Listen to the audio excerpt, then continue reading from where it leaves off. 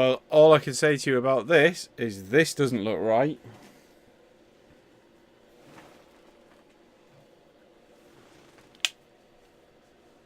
So I'm just going to try and sort out the audio on the show. And I think for that, I'm going to do this. Put that into that.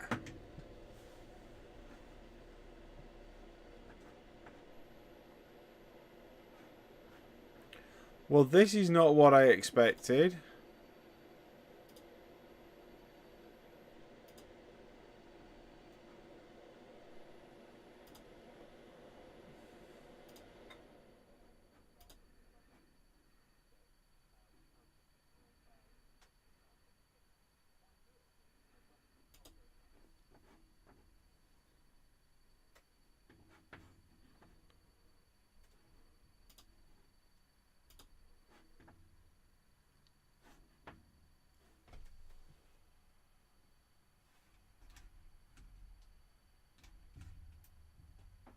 Well, and as you can see, the legend that apps.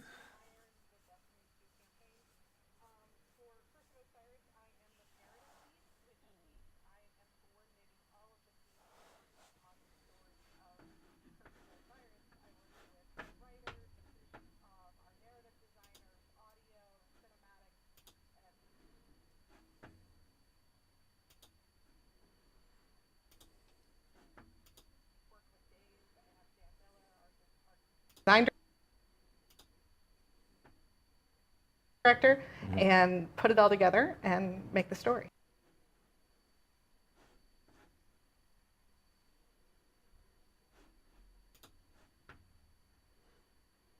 Wow. This is what 300 meg download Unified internet approach looks like. all the way from the major themes Why is it buffering of the story so that we're much? telling, all the way down to the flavor text. Wow, this is just awesome. Well, you couldn't have picked a better time for the internet to have a little blip, could you? Really? Weapon. Everything. And Dave. Dave, hi Dave.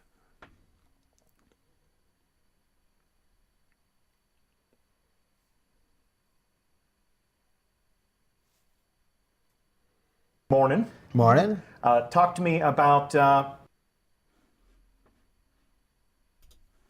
long you've been at Bungie, what you've been doing since you I'm going joined to go us, on mute and now, see if what was your that'll help. contribution to what we're about to take a look at. So I've been at Bungie for about 8.5 years.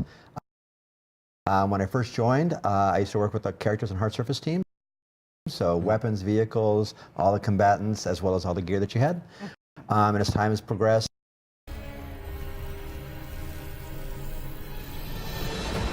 Well, Osiris. What did you see? Slow down. Wait. I thought I... Oh, Go! To your left! 2 o'clock, medium range! You're welcome!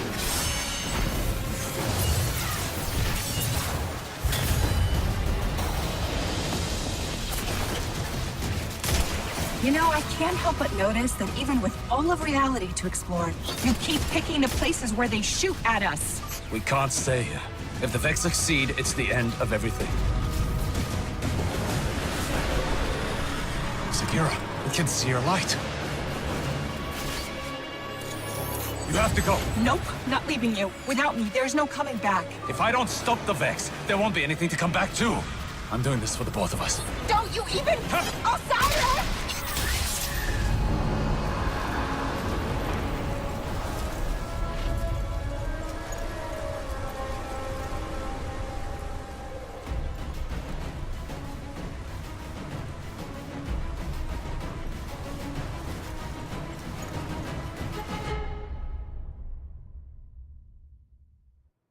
So there's a preview of some of the cinematic content that we'll see in Curse of Osiris. Just a couple of comments from our chat right now. Osiris has a fidget cube. Osiris has a named ghost, Osiris has a named ghost. so he's a special guy. First question, point of order, why is Osiris in the Vault of Glass? Not technically the Vault of Glass. Okay. Osiris is in a place called the Infinite Forest, which we'll talk about more during this stream. It is a reality engine the Vex use to simulate all of the aspects of reality that they can touch, because they are looking for something specific. They are looking to brute force reality and find the thing they want. And Osiris is there looking for it too. Pretty lucky. Yeah. Yeah, imagine if we could do that. We could take a look at all of our eventual realities. And pick out the one you want. And pick out the one you want. Like, no, don't major in that. So he's traveling through the Infinite Forest. We will take a look at the Infinite Forest on this stream, but probably experience it from a gameplay perspective on the next stream when we talk about new activities. Talk to me about the story that we're telling, though. What are the main themes of this narrative? I mean, when we first started talking about what we wanted the expansion to be, we wanted a mystery, we wanted adventure, we wanted something that would take you from planet to planet.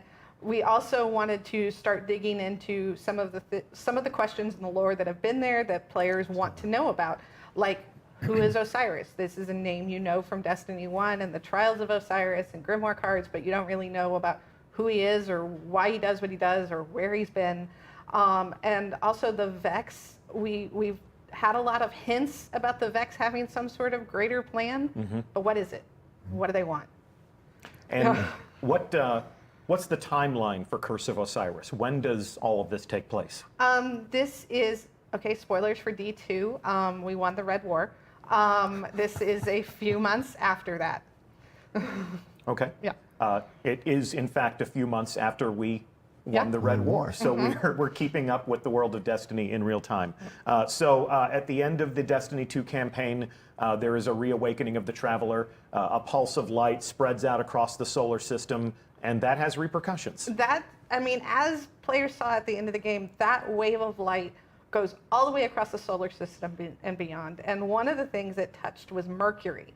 Now, the Traveler waking up and that wave of light was actually an essential component for what the Vex want to do. They were waiting for it.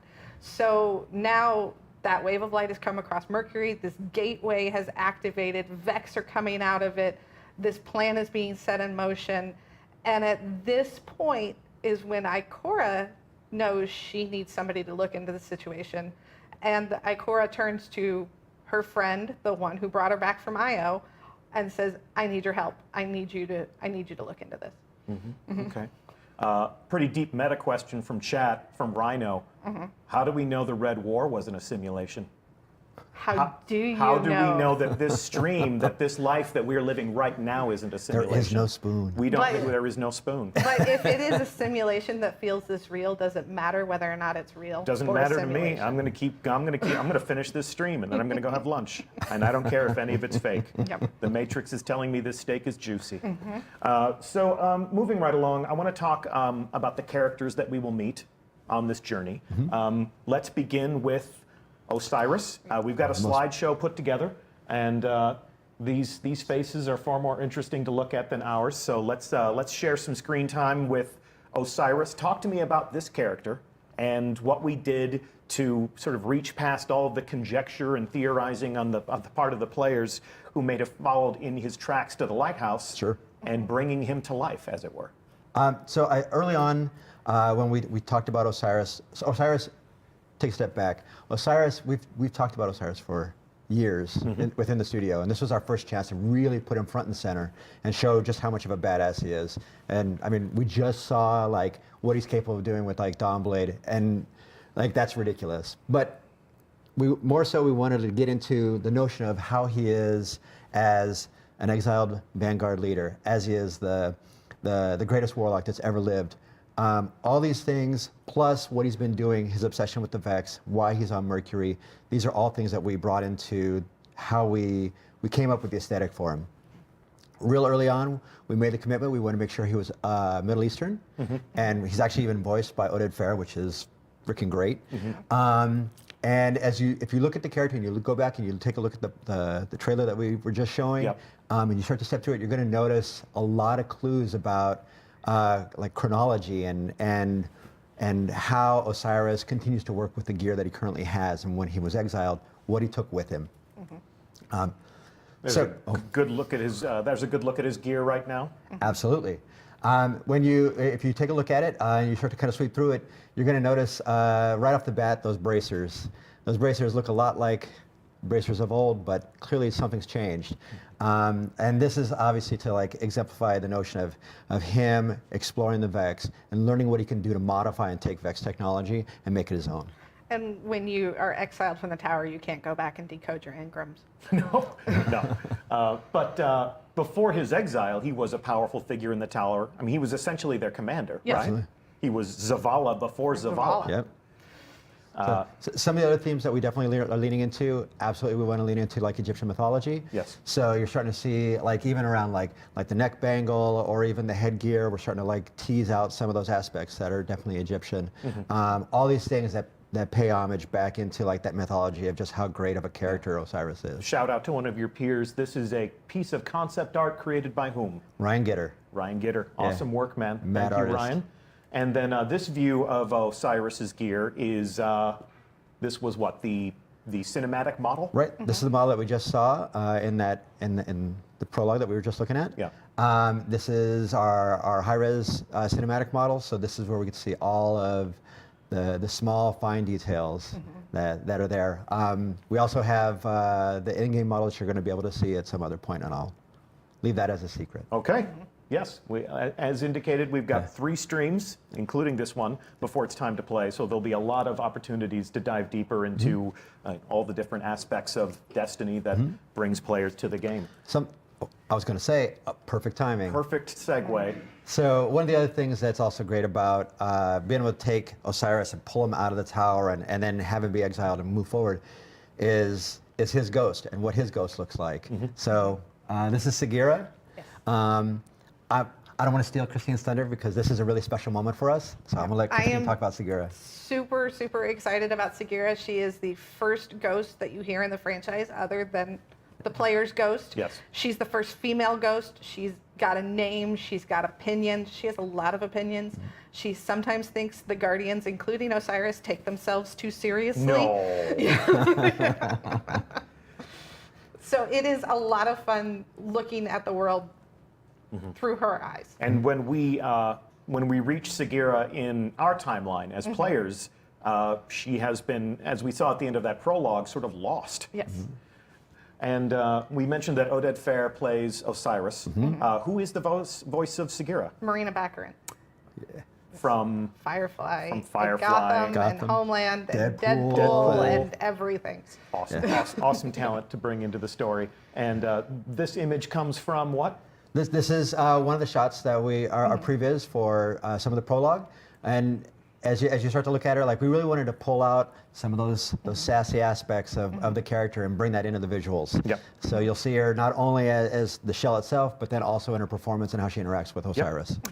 Can 1245 says another Firefly star. Bungie's got a Firefly fetish. We're trying to collect them. We're Yeah. we're basically It's like collecting trading cards. every cast. We're getting close.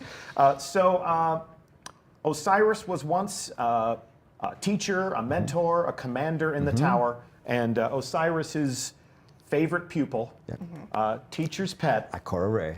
Yes, my own favorite Vanguard, Ikora Rey, makes a return to this story. From an art direction standpoint, you haven't iterated on perfection. Nope. Her armor and her character is as we remember it. Right. The only thing that we've done is, as we start to see a little bit more as the story unfolds, we want to make sure that her performance shows a little bit more of the softer side of her. And I'm sure Christine is happy to talk about that. I'm happy. And, Ikora, her last Fender performance at the end of the D2 campaign, she says, if losing my light was a test, I think I failed. So now that the Traveler is awake and she has her light back, as do all the Guardians, I want Everybody. to put that one to rest. She is starting to explore what she needs to be and what she needs to be to become better. And part of that is exploring who she is besides just a weapon, besides just a guardian, besides just a leader. And that's exploring who she is as a human. And that means having a friend. She hasn't had a lot of friends. She hasn't had a lot of people she can trust. But the player is one of those people. Nice. Yeah. And if Ikora had a favorite pupil, he's also got, well, maybe not a favorite follower. I don't even know if Osiris knows he has followers. He knows, but, you know, he doesn't like the celebrity aspect. Okay. We've seen Brother Vance before, even if we never participated in the Trials of Osiris. This was a person who held vigil in the reef and trained people to perhaps, you know, help fight to find Osiris someday. Brother Vance plays a prominent role in this expansion. He does. He is in. He's in our social area, which we will get into in a little bit. But also, Vance is a little different from the one we saw in Destiny 1. If Vance in Destiny 1 was somebody who was hoping to someday maybe find the right guardian who could go and bring back this person that he's studied and learned about and wrote about and, you know, but never really met. Vance in Curse of Osiris is like a guy who knows that he is the gate is open, the signs are coming into place. He is going to see Osiris on Thursday afternoon and it's Tuesday, and he is so excited. Yeah. He doesn't know what to do. This is the second time throughout the course of Destiny that somebody who has trained you in the Crucible gets to step to the forefront and say, what you have been preparing for has come to a point, and it's time to get down to real business. Interesting. And of course, we have some new destinations. We're going to go to new places where we will encounter these characters. Let's jump into that. Of course, we are going to go to Mercury. To Mercury, of course. So this image is what we call a postcard. Yes, this is sort of the touch point. This is basically the artistic keystone that influences all of our design when we build a new world. Absolutely correct.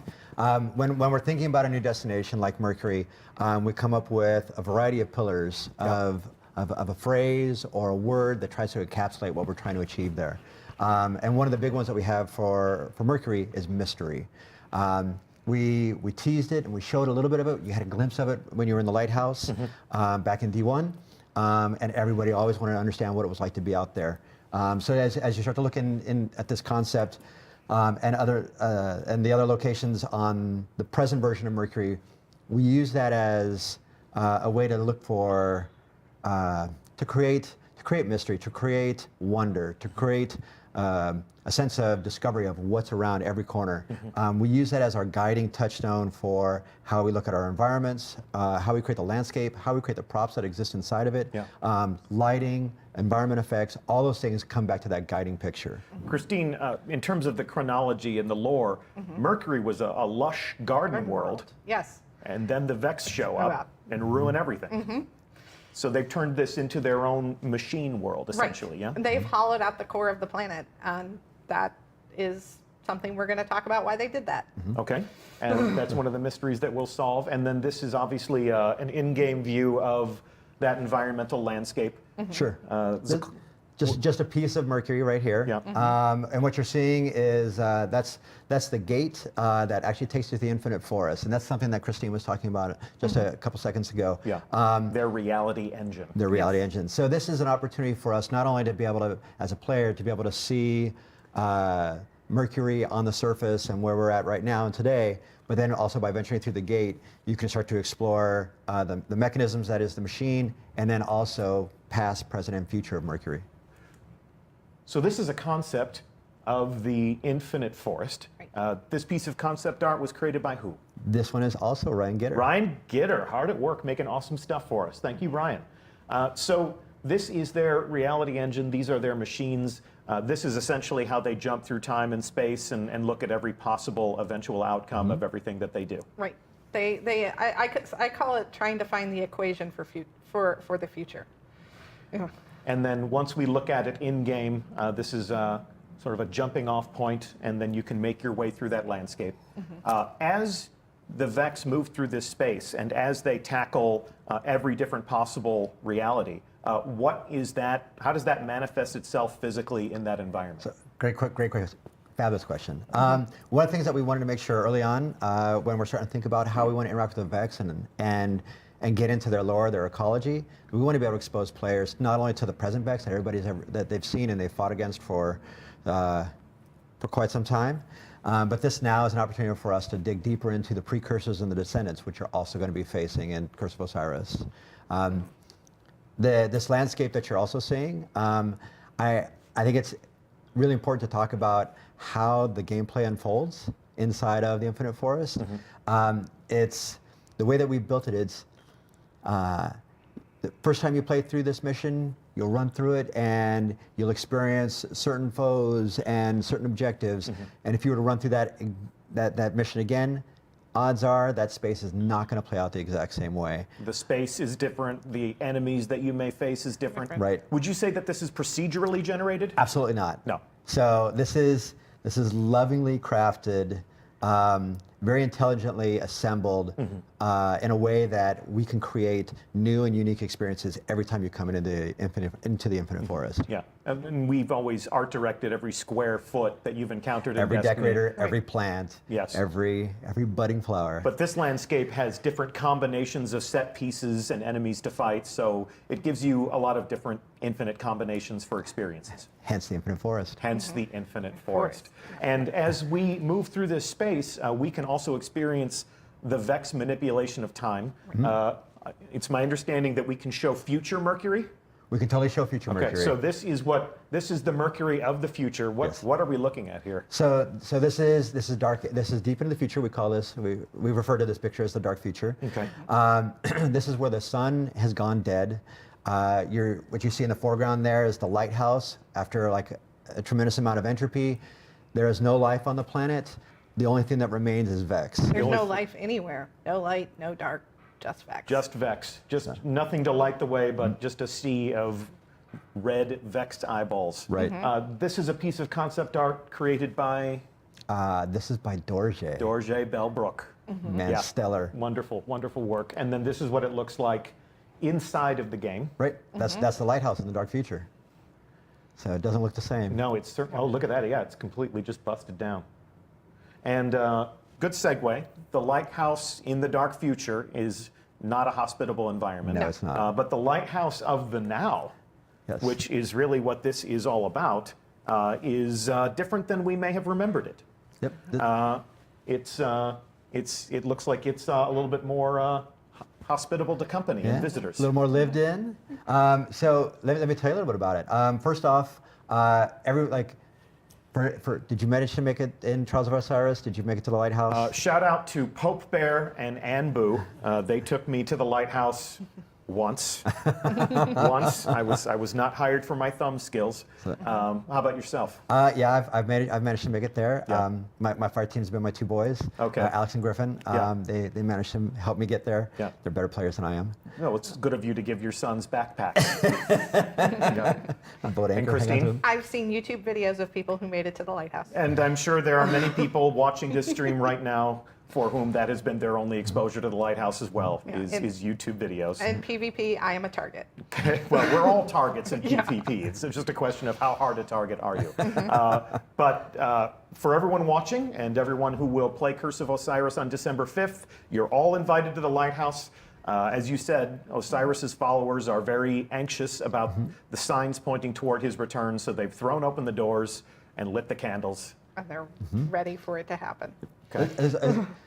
So for us, like this is a really big deal for us to be able to have everybody get a chance to go to the lighthouse. This is an opportunity for us to pay off what people have only dreamed about going to. I want to call out real quick that this is the space that you're going to be able to start a lot of quests. This acts as like the hub for most of Mercury. Okay. You're going to start a lot of your missions here. You're going to want to kind of resolve some of your missions here. There's a lot of mysteries within the lighthouse for you to explore. And there's a few people for you to interact with. Well, I have a controller in my hands, so let's go there now, shall we? Let's do it. Yep. All right. We break net live, and we are going to the lighthouse, and here we are. So as you can see, if you've been to the lighthouse before, it is a changed environment. little friendlier. You can't fall to your death. That's very kind of you. Yeah. We've kicked out some carpets. We've lit some candles. And this is a functional space. I am armed with a weapon, but I mean this gentleman no harm. The scent of ozone. Come closer, Warlock. So much like our interaction with other in-destination vendors, Brother Vance has assumed a functional role as somebody who will guide us and reward us. Absolutely.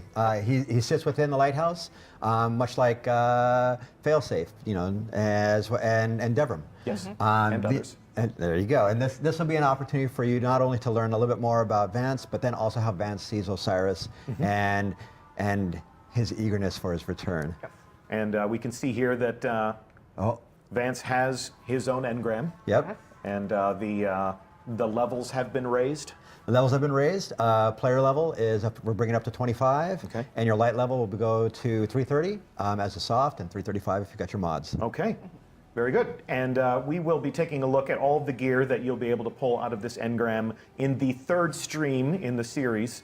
Although, for the time being, I figure there's no harm in me showing off the Warlock gear that you'll be able to add to your collection. And this dresses me up as a proper follower in the Order of Osiris. I'm looking Egyptian and badass myself right now. And just to take in a little bit more of the space here, we can see that Brother Vance is very much the scholar, very much the seeker, if you will. A little obsessed. Just a little. Or a lot. We prefer the term captivated. Yes. And the entire space has been redressed. We And, want to make sure that we want to tell that story visually as well, that Yeah. that not only has Vance come back, but then other followers of Osiris have started to come back yes, as well. yeah, we got a gathering of his followers right here. And these two fellows right here, near and dear to my heart. Look at that, they're exos. Looking mean fellows. This is a place of study. This is a place of learning. These guys have more books than the speaker. Is that too soon? Maybe. So the gate there is live. We'll go through there in just a moment, but there's more to look at here in this space. Sure. As I move through slowly and deliberately, like a cinematographer. Here's something I'd like for you to tell me a little bit about, Dave, but I think when we have Dan Miller, the game director for Curse of Osiris, in the hot seat next week, I think he can give us a little bit more context. What is this installation right here? So this is basically a tracker or a history marker for some of the optional activities that you're going to be able to have as a player at the end of campaign. Okay. If you actually look at your hand cannon that you got it in your hand right now, Yep. That's actually one of the destination themed weapons. That is like basically the notion is older weapons that Osiris has grabbed, taken, and modified using Vex technology. Yeah. You actually have an opportunity to go and adventure for the ability to forge these types of weapons. Okay. And that object that you're looking at right now, that actually shows you the markers of all the different ones that you've been able to create to date. Yeah, so we've got a couple of glyphs or runes or some sort of holograms here that are active, and each of those nodes represents a different weapon. Absolutely does. And I will acquire these throughout the campaign, after the campaign. How does After the this work? campaign, and it's all optional quests that you can do as a player. And so each one is represented by a quest. Yes. And I can see here that you seem to have hacked into some Vex technology and wired it into this installation over here. Yep, we call that the forge. That's actually where you'll take all your elements and Yeah. you bring them together and you're able to forge these weapons. Look at that, we're worse than the Fallen. Okay. And then as we move over here, we can see that, as always, the lighthouse has a lovely view. And you'd mentioned before that there's always been a player curiosity to leave the confines of this space What's on the surface? and Yeah. explore what's out beyond. there. See what's out there. So this is a good opportunity to satisfy that curiosity. Destiny has always been about exploring. We should go through the gate. We should go through the gate. Here we go. So we're going to see what's on the other side. And here we go. We are going to visit Mercury for the first time. Welcome to Mercury. As you can see, I have a fire team waiting for me. Right here, we have a Titan dressed similarly in some fabulous. This is our destination theme gear. Okay, so this is the gear that I'll earn by playing the campaign and being a willing combatant, and then. And there's my favorite. I play Hunter. Oh yeah, we playing favorites now? Well, then we have to have another warlock. I'm all the warlock you need today. So they know the rules. If I'm going to sit in the chair and hold a controller, I get to be the warlock. All right. So this is our public space. So this is the space that exists in the present time. This is where public events will occur, lost sectors, all the things that people have loved to find and explore on EDZ and other places inside of Destiny 2. We offer all the exact same things on Mercury as well. And I can see that the Cabal are paying us a visit. What's Mercury is the closest planet to the Almighty, and there are survivors after the Guardian went and kind of wrecked the place. Yeah.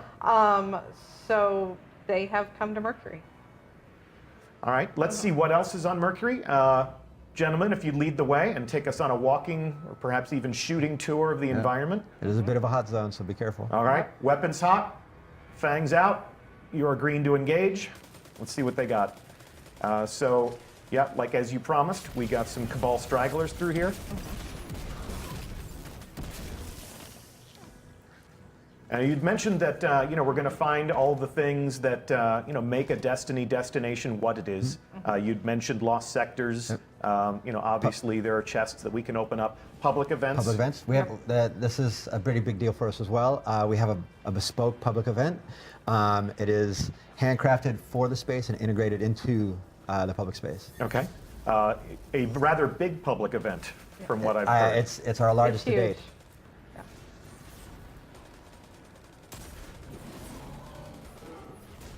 Probably want to watch out.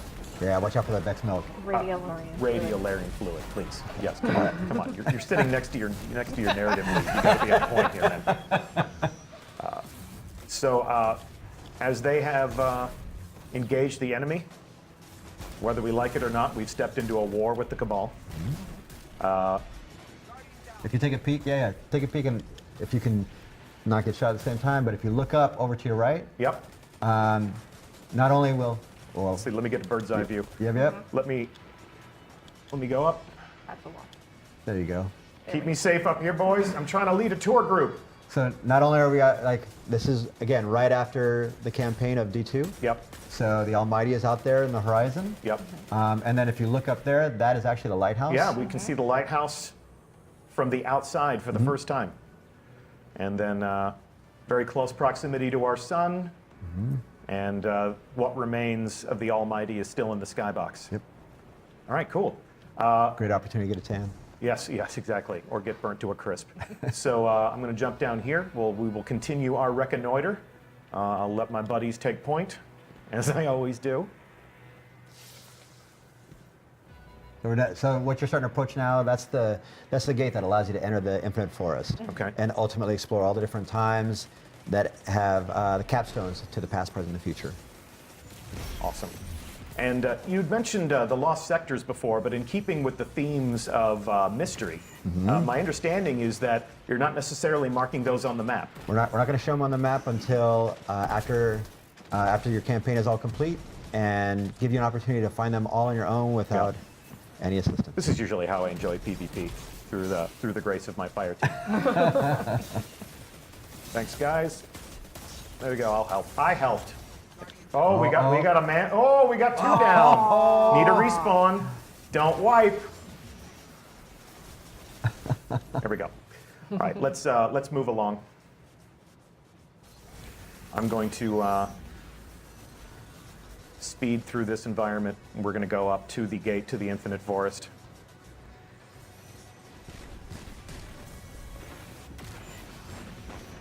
Yeah, and again, early on, we want to make sure that anybody that played PvP maps down on Mercury, that all this stuff felt familiar. And if you harken back even to Black Garden days, some of the statues and things like that, we want to pull that idea and those concepts forward, and make this place feel familiar, yet unique and full of mystery. All right. We'll take one last look at Mercury. Fine, And house. then we are going to go through this gate, which will bring us into the Infinite Forest. I am now deep within the planet of Mercury. Yes. The entire the Infinite Forest is pretty much fills the core of the planet. The Vex came in, they took it over, they hollowed it out, and they built this, and they keep building. From an aesthetic perspective, it was a goal of ours to make sure that we could create something that felt like it's set outside of time and space. So we come back and look at that postcard, and now that you're here, boots on the ground, actually looking at space, we wanted to make sure it felt surreal, it felt dreamlike. Well, as my fire team forges ahead, I'm going to park right here just so that we can take a look at the destination. Sure. We can see some of these different installations here. Yep, we call those trees. Okay. The Infinite Forest has to have A trees. forest Yes. needs trees. And what would the Vex consider a tree? And you can see that there's sort of a different aesthetic for some of the different trees. This one's pristine. This one is not. That one is not. These are all different trees that allow you as a player to go to different times.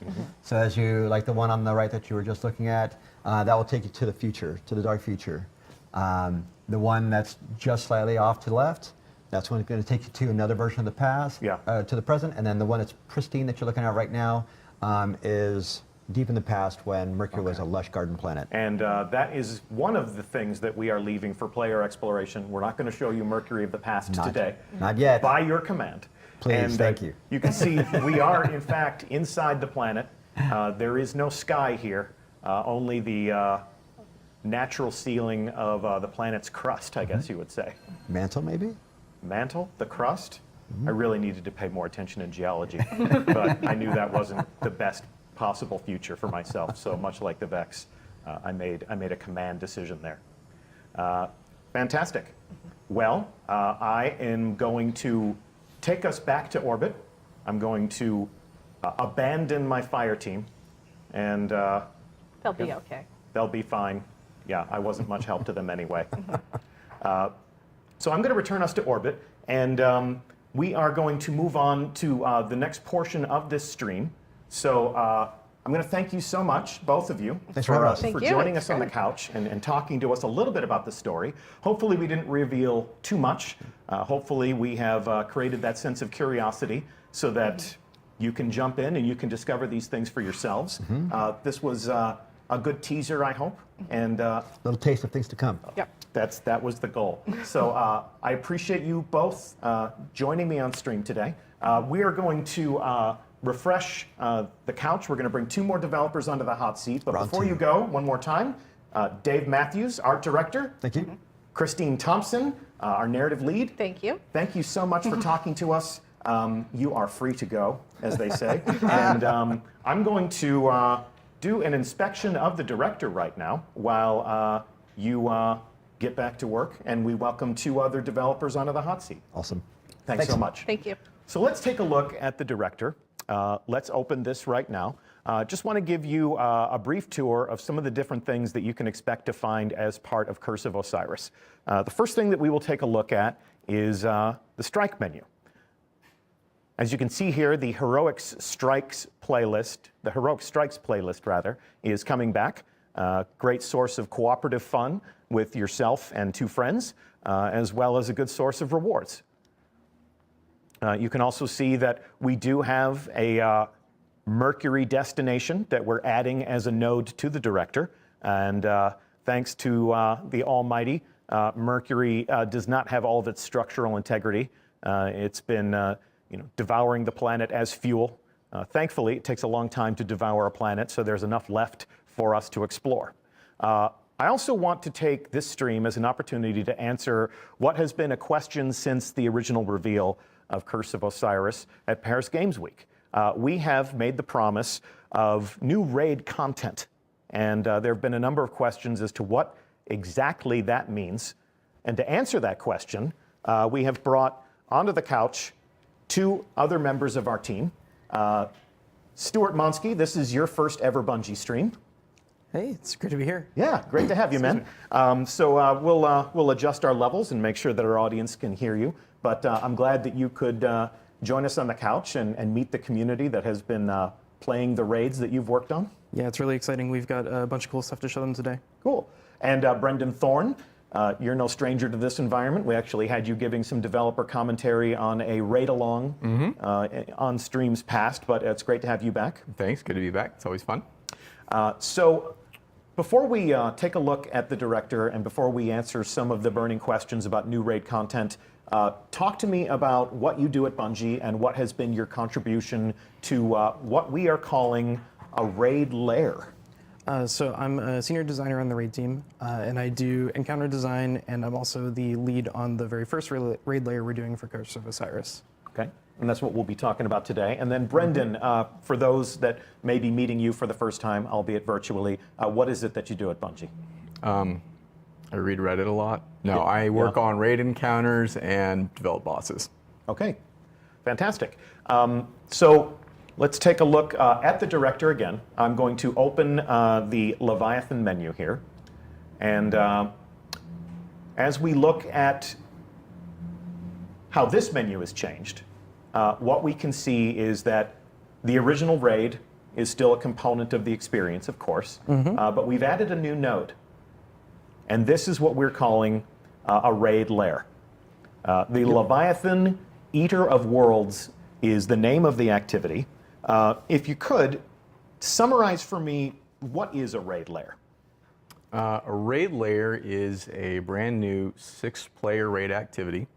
In this raid lair, we're going back to the Leviathan. It's an entirely new set of encounters, new puzzles, new loot, completely new places to explore. You got to remember this ship eats planets. That's how big this thing is. Big place. Lots of different places to explore. And then we have a brand new final boss for you to fight.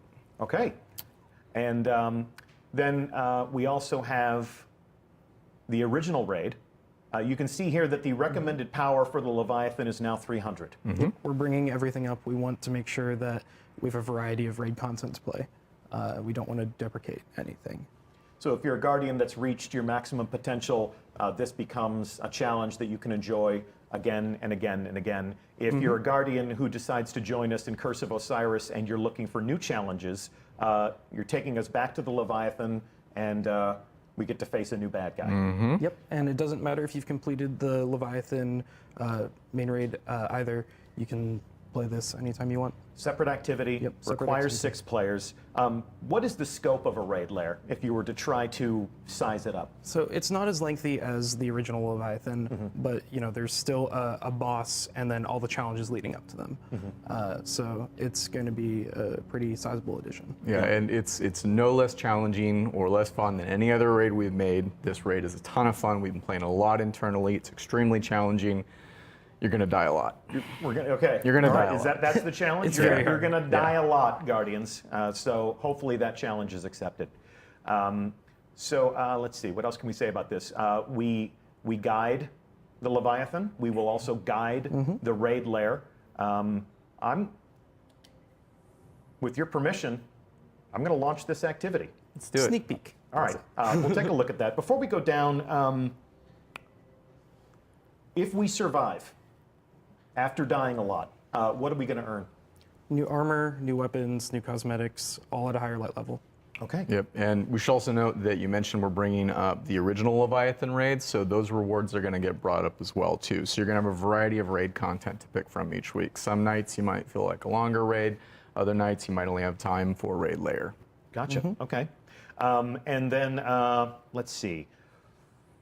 Will there be a prestige mode for the raid lair?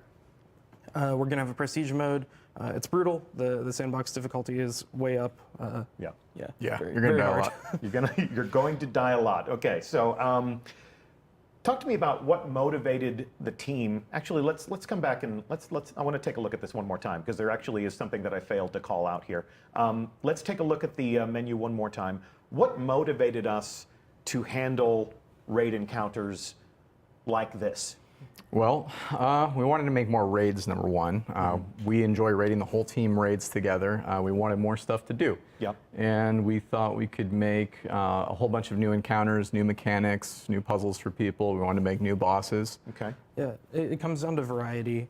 We wanted a variety of encounters, like more puzzly raids, more sandbox-focused raids, and we also wanted to have variety in the amount of time commitment because, like you were mentioning earlier, sometimes it's hard to get a full group of 6 people together for 3 hours or so. Or however long. In the first year of Destiny, ever since the first year of Destiny, we've seen one major raid a year.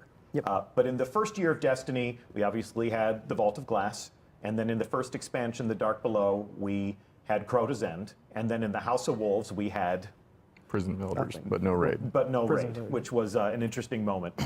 With this, I can see that we have a node here that's blank. What are you going to fill that with? That's, excuse me, that's going to be the second raid layer, and it's going to be an expansion too. Okay, so we will have an additional raid layer added to the game with expansion 2. We're forecasting that for spring, if you're keeping track. This enables us to create content that raiders can enjoy more frequently, like you said, giving them more variety of activity and making sure that we are satisfying that urge, satisfying that that hunger for challenge and dying a lot more frequently. Okay, so as promised, we're going to launch this activity. So we now take you back to the Leviathan. If you're a hardcore raider that wants to go in blind, again, spoiler alert, I'm not going to show you how to play this raid, but I'll give you some sense of the first steps that you might take in this activity. And you guys, have you been play testing this activity with Team Velveeta? Oh yeah, Yes. Team Velveeta they are the best of the best we have at Bungie, and we use them sort of as our metric. They're a lot better than the raid team. Yep. So we try to balance around. Better than some of us. Yeah, I suck. So here we are. If you're a hardcore raider in Destiny, this environment is not strange to you. We are aboard the Leviathan in orbit around Nessus, and this planet-devouring machine, this space-faring killer of worlds, is a big place. Yeah. Takes a big place, takes a big ship to eat a planet. Yeah, and so far we've only been to the palace on the top of the ship, and this thing eats planets. There's a lot of different places that we can go, and so we thought, hey, let's go back to Leviathan. We've got more stories to tell. We have totally new places to go. Yeah. So we're gonna go somewhere else this time. Yeah, you still haven't been down below. You've seen a little bit under the city, but Yes. that ship is massive. Into the belly of the beast, as it were. Yes, the original name for it before we named an achievement that. Okay, so now we are going to investigate the Eater of Worlds. In the original raid in Destiny 2, we did this ascent, and where are we going this time? You're going down. Yeah, down into the belly, like you said. So We don't want to show too much. We can maybe take them in the door, but All right, not too much further than that. but in the immortal words of Kevin Flynn, that is a big door. And I'm going to park it right here. So this is, if you are a raider and if you are ready for new challenges, this is what awaits you. You'll open this door, you'll descend into a brand new raid lair, and we'll see what awaits them. Will you guys be piling into our theater to watch as people undertake this for the first time? Always. Yeah, it's a party every time we do it. Yeah, it's great. We love it. When will this go live? Will this be live to the first fire team that can finish the campaign and dive in, or are we going to illuminate a starting line? It's going to be a starting line. As always, we want to treat the competition with respect. So we'll shoot the starting pistol, we'll spectate, we'll cheer for the winners. Yep. All right. It'll be shortly after DLC launch. I think we'll talk about the exact date later. Okay. When we're ready to tell you about the exact date, we'll set those expectations. We'll give everyone an opportunity to fire team up, get prepared, and rush out there in an attempt to grab the trophy and win some glory for themselves. Anything else you want to tell our community about the raid lairs?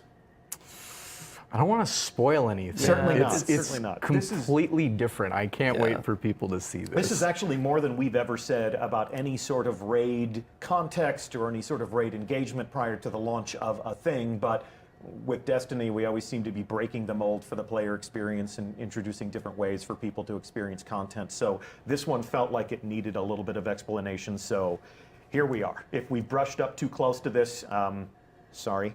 We did invite people to evacuate the stream, but you know, we wanted to satisfy the curiosity as to what raid lair. That is lair, not layer. That is L-A-I-R. That's a question that was asked right now in chat. I'm not being pedantic. That is a raid lair, similar to a dungeon or a realm or Place where a boss lives. Get A out of boss's my lair. house. Yes, yes. All right. Well, this and other trials and challenges await you on December 5th as part of the Curse of Osiris. It has been our pleasure to host you on stream today.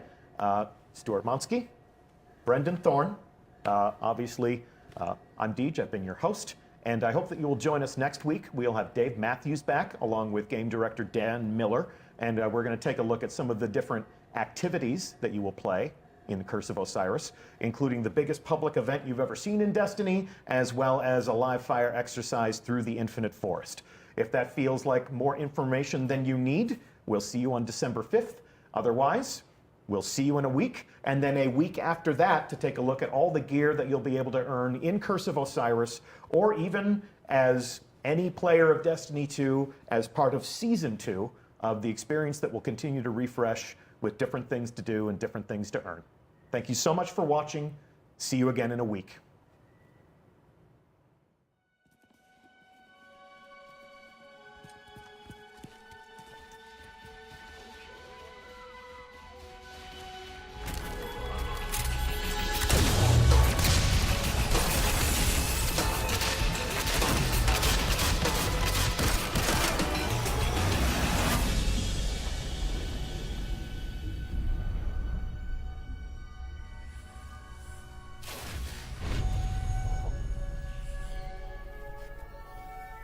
Ominous rocks, killer robots, people in mortal danger.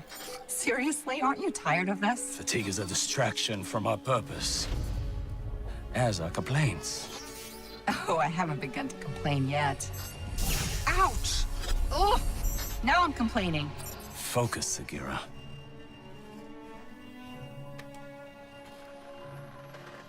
Reach for the sky, big guy.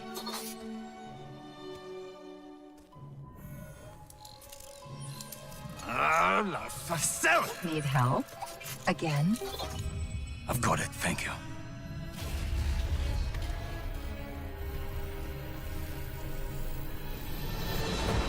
Well, Osiris.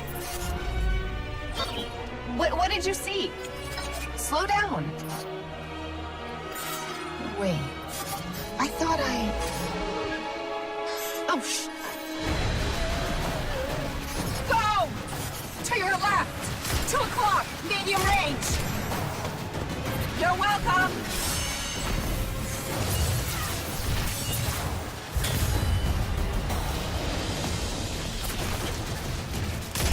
You know, I can't help but notice that even with all of reality to explore, you keep picking the places where they shoot at us. We can't stay here. If the Vex succeed, it's the end of everything. Sagira, we can see your light. You have to go. Nope, not leaving you. Without me, there's no coming back. If I don't stop the Vex, there won't be anything to come back to. I'm doing this for the both of us. Don't you even... Osiris!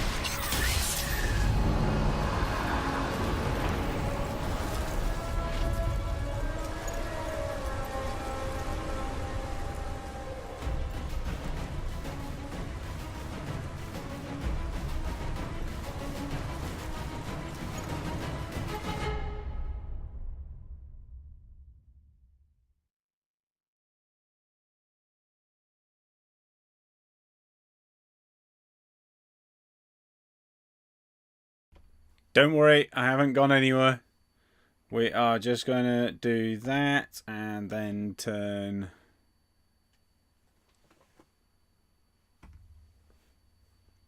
that on. There we are back. Wow! So, tell you what we need to do. Let's turn that on. Let's turn this on. So let's do overlay, me, and that. So, and that was kind of that. Well, what did you think of that?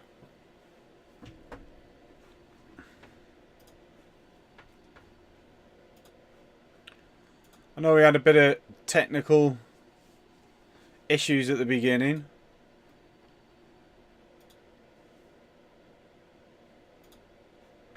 And my apologies for that. That was just silly. But what did you think? Was the DLC 2?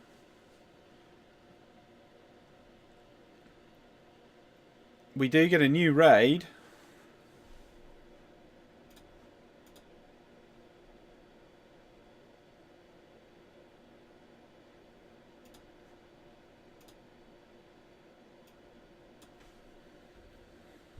Oh, it's interesting. We get a new raid layer.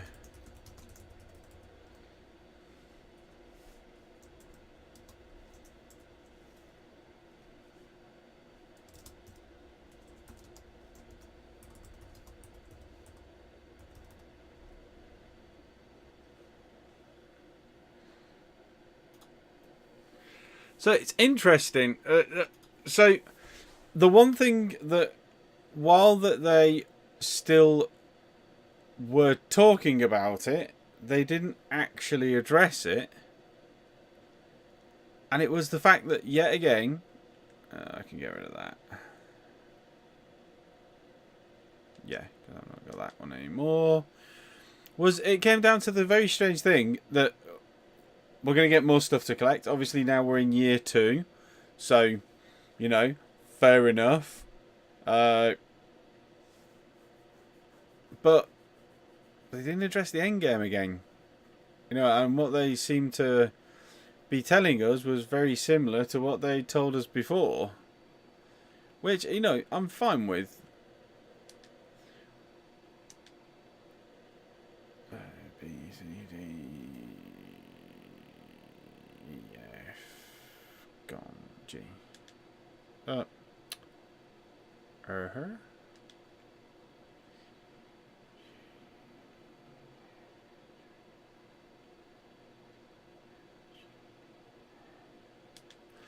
So, you know, ultimately,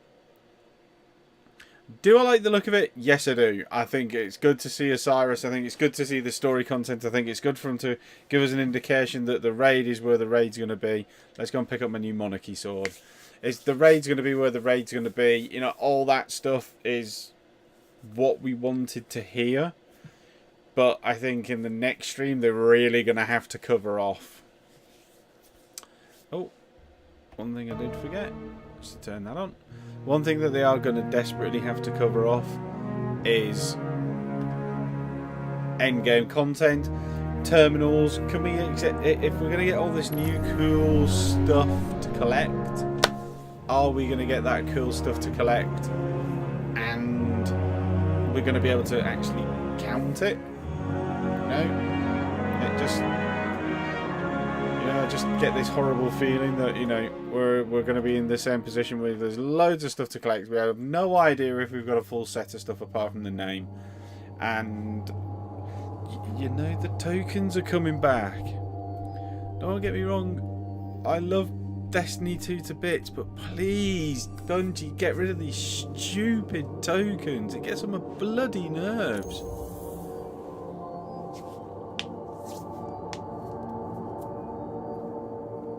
You know, I'll make the tokens at least say that if you get a set of gloves, that you'll not get another set of gloves until you've had a full set of armor. At least then it guarantees that you're going to get the drop that you want. And you know, I know what you're going to say, that, you know, blah, we're going to have to make sure that we get the stuff that we want, and the only way of getting the stuff that we want is by doing blah, blah, blah, blah, blah. And it's not, it's shit. No. Look, we grind the game to get the armor. We have got no way of knowing what armor sets we have got, because we basically don't get told that in any kind of collection place that we've got a full armor set. And the armor set has no impact on us playing PvP. So if you're going to give us something to collect, give us a way of measuring how we can collect it. The story content looks cool. It looks like the DLC's taken us back to a location that's going to have 3 different versions of the locations over 3 different sections of time. That's going to show us Mercury in different times. That's cool.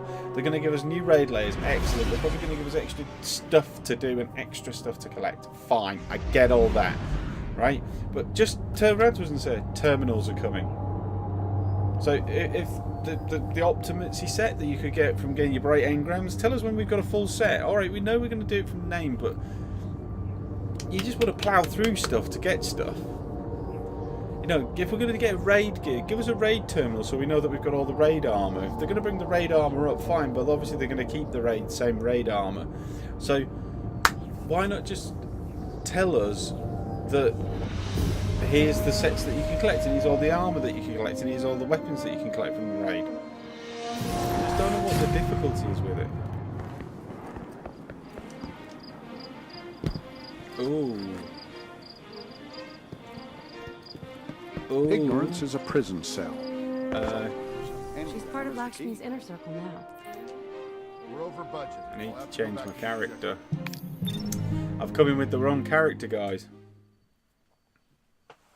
So also going up on the website as well, very shortly, it's going to be my Xbox One X review.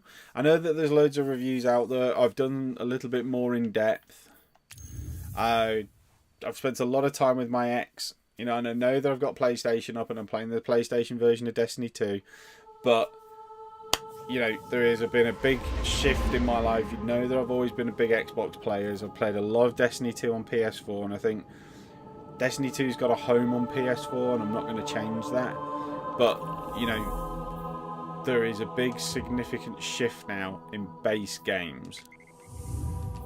And it's a big shift. So what do I mean by big shift? In respect to graphics, speed of loading, polish on things, the X does provide so much more, and there's just... And let's get right, you are watching this, and my screen is a 1080p screen, it's not 4K, but just the reason I bought a PS4 Pro was for quality of life uplift, speed of venue, speed of internet, the matter of fact of that it had I could put a 2 terabyte hard drive in, I could have an external hard drive running, and the fact that games were going to look significantly better than my Xbox One. And in some cases they did, and in some cases they didn't. You know, don't get me wrong, Call of Duty World War II on Xbox One played just as the same as the PS4 Pro version, and the differences were nigh on unnoticeable. But if you play COD on PS4 Pro and put it against an Xbox One X, that's literally, the X does run it so much significantly better.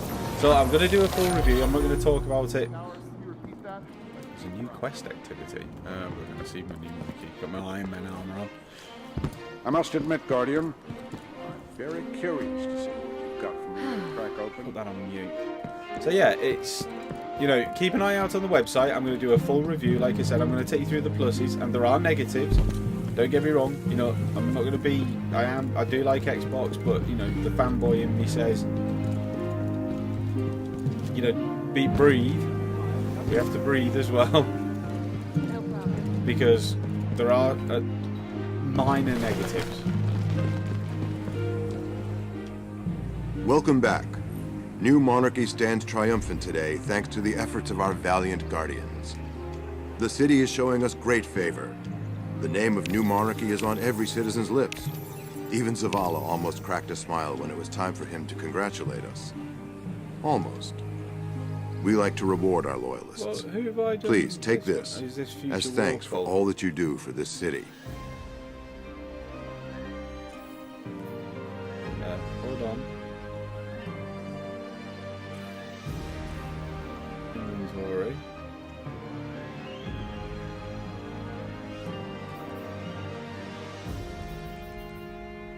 Yeah.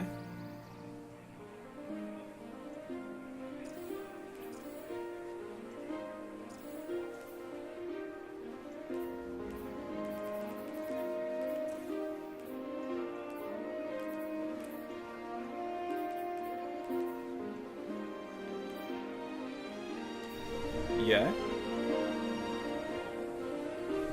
Aha! And there's the reason why. God damn it! Keep protecting this world, Guardian. Stop shouting.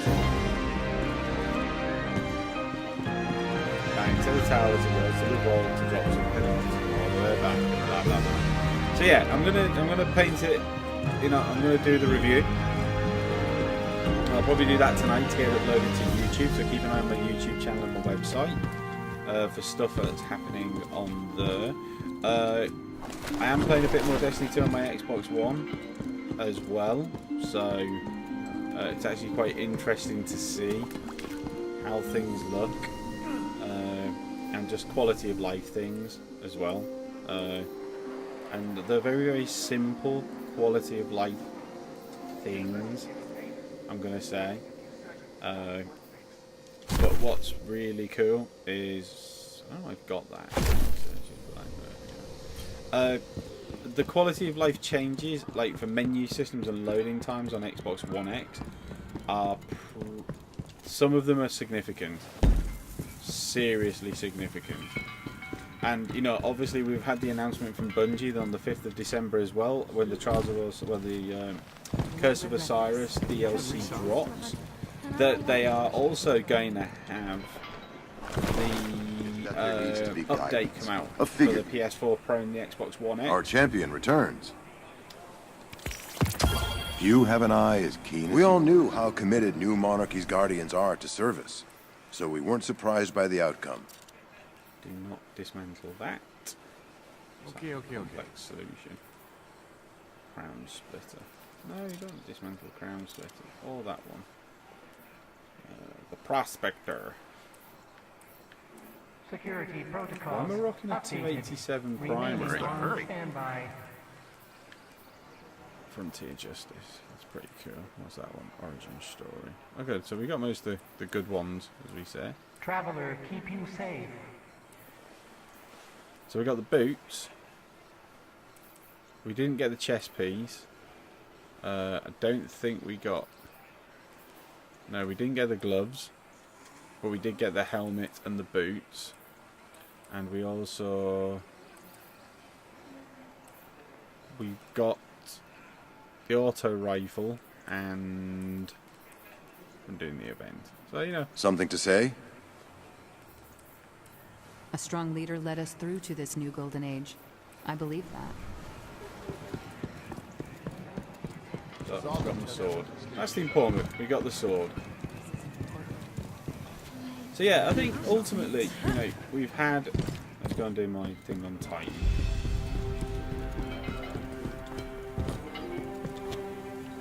You know, we've ultimately had some really good news in that. You know, I'm liking the idea that we're going to get to flesh out all the characters now. You know, the idea that Osiris has just been away. I like the idea that no character, no Guardian ever dies. You know, there's the promise that no Guardian ever dies, which is pretty cool.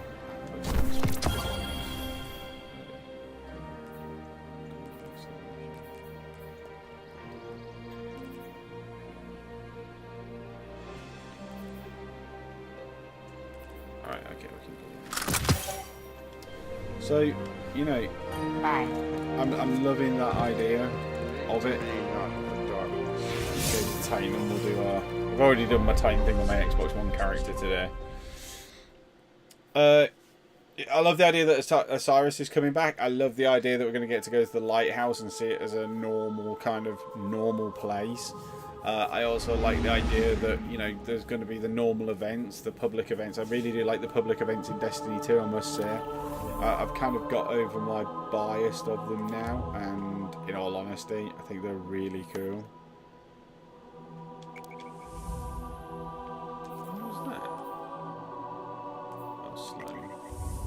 You know, I've got over my bias towards the Destiny 2 public events. I actually quite like them now, which is really good. You know, it was a nice breath of fresh air, but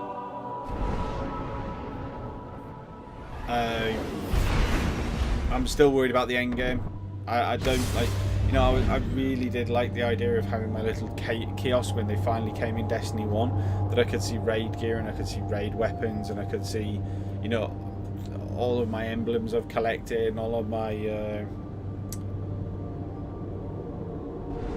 exotic armor and stuff like that. You know, the first one, it was kind of, you got the idea, you go on Soul Zone, then eventually you get to a point where you didn't see new stuff, so you knew that you kind of done it all.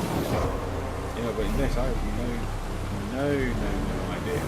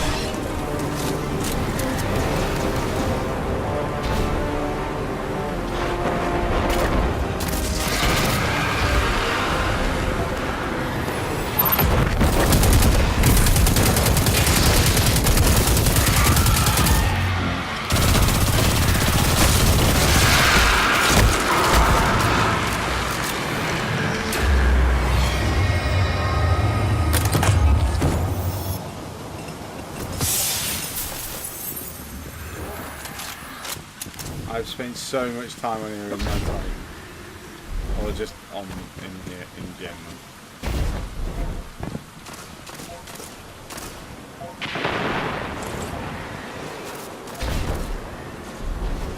Seconds. So yeah, you know, there's a lot of this thing going on about the console war at the moment with.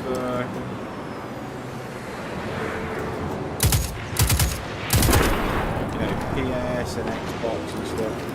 I do honestly think the Xbox One X has leveled up the playing field now. It has definitely brought Xbox into the fray as such. So, you know, I know that everyone's going to have their favourites and they're going to have the preferred platforms to play on, but in all honesty, at the moment, the best platform to probably play on is going to be the Xbox. And it all depends where all your mates are at the end of the day.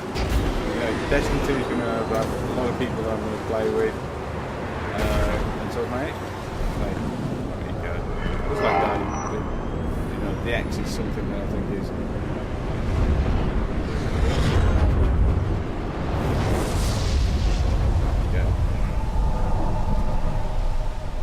Guardian, the Fallen are bringing in their armory. Again. You'd think they'd know better by now.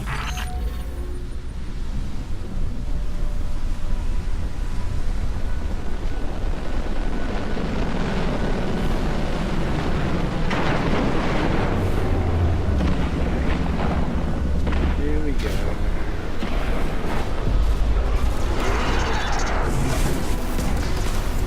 Look at those caches. They never learn. Then teach them a new lesson. I'm not shooting it. Doesn't work.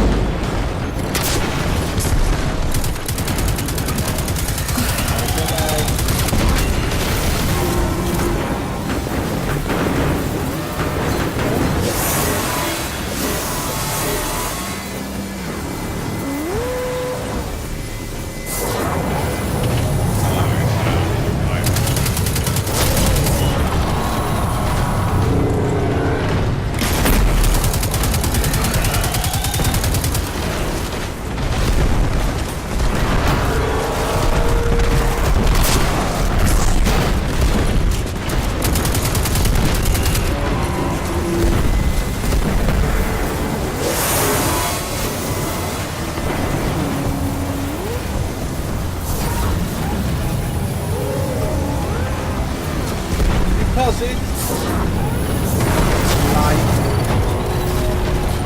That's all the cannons. You know what that means.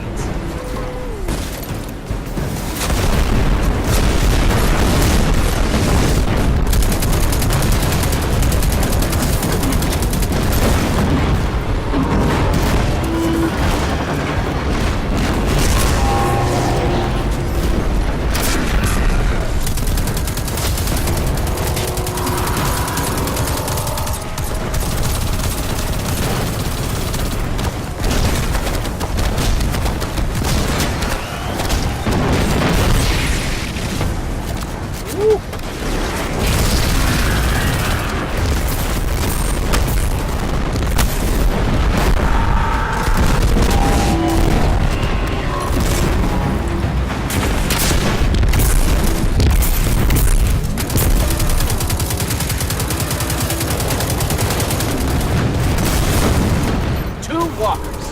How do you like that, Fallen? Oh, wait. You can't tell us. An extremely successful sortie, as I've come to expect from you. Well done. Again.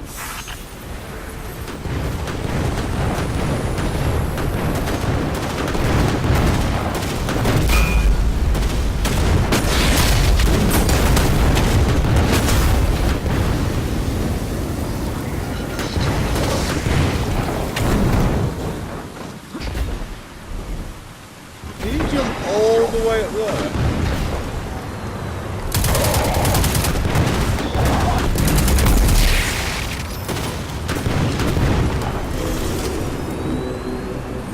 You cheating son of a bitch!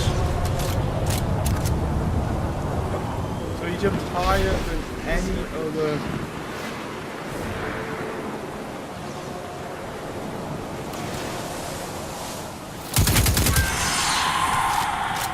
Can't stand that. Can't stand when the game does that. I've been talking about how much I like doing when the game does certain things and then it goes whack.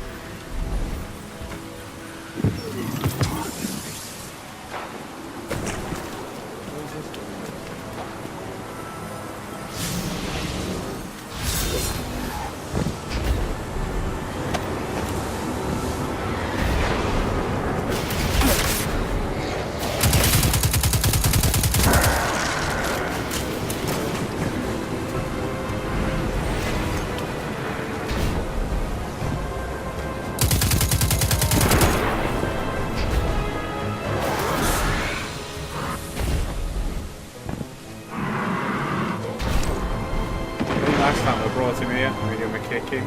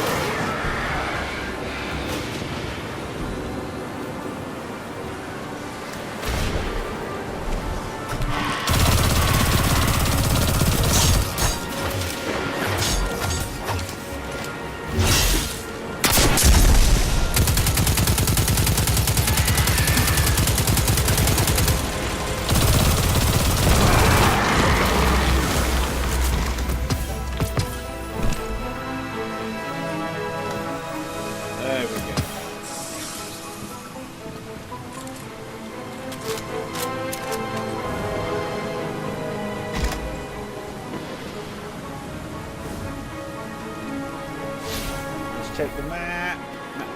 Map. Oh, there we go. Fast travel over to there, and then we're going to get this done.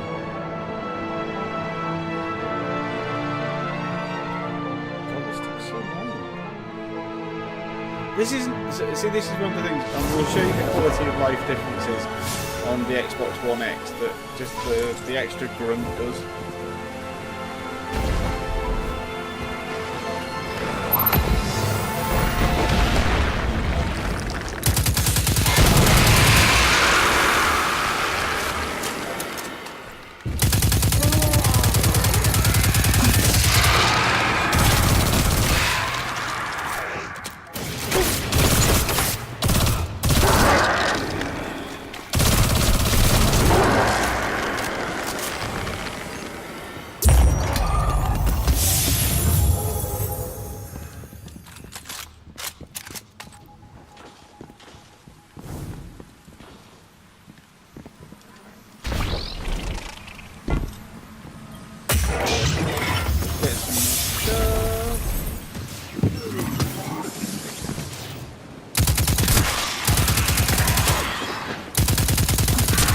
super slow.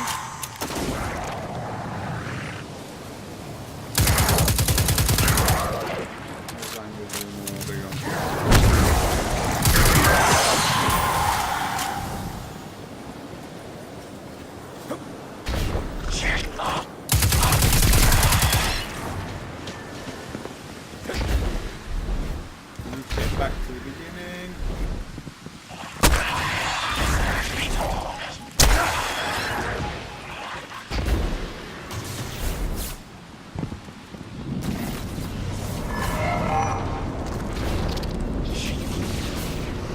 I'm reading signs of hive ritual activity, Guardian. Up for it? You've handled this before. Mr. Blobby! They're coming!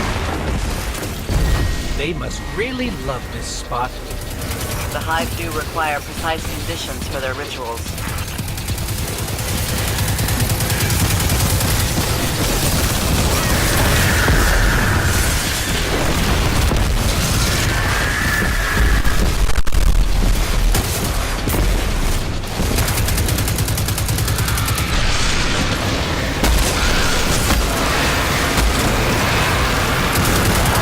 Portal destabilized. Ready?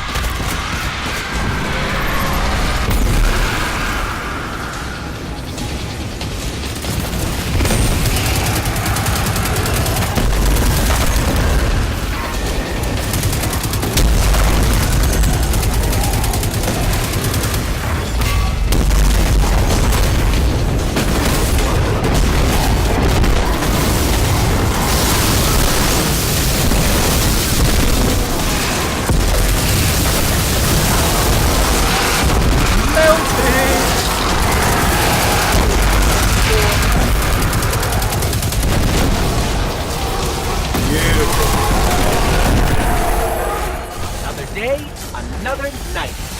Another demoralizing defeat for the hive. I've lost count of your victories, but I know there will be many more.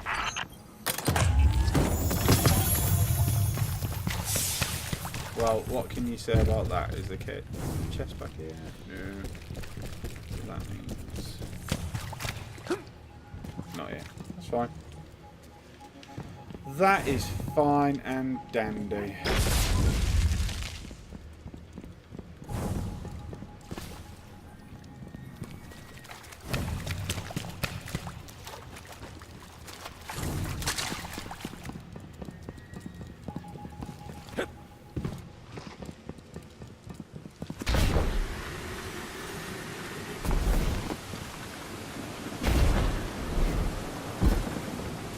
Let's head back round here. Let's look on the map.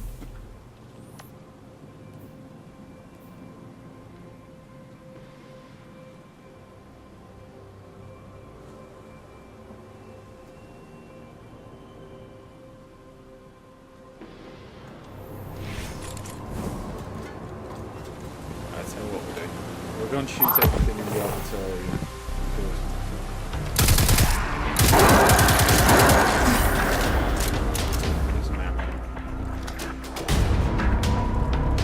Right, we're going to shoot everything in the auditorium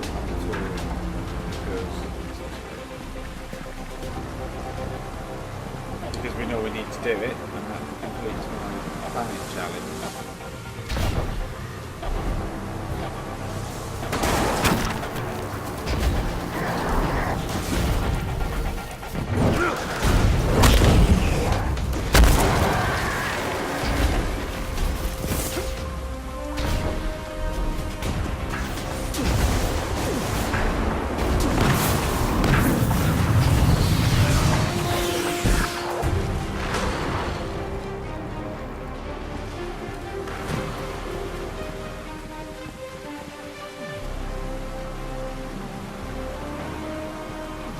The lightning's red.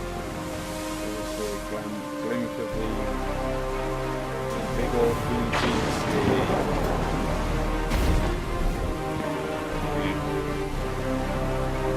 One thing I have to do, sir, is COD World War II.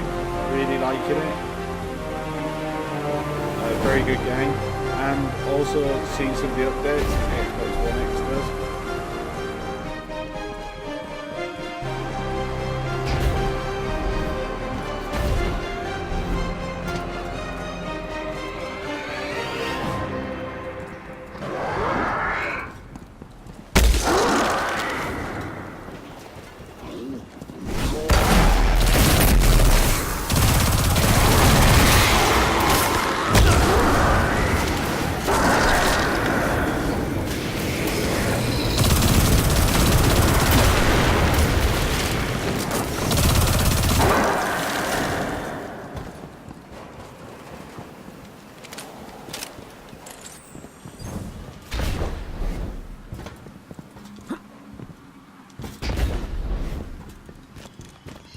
We can pretty much shoot absolutely everything around here now.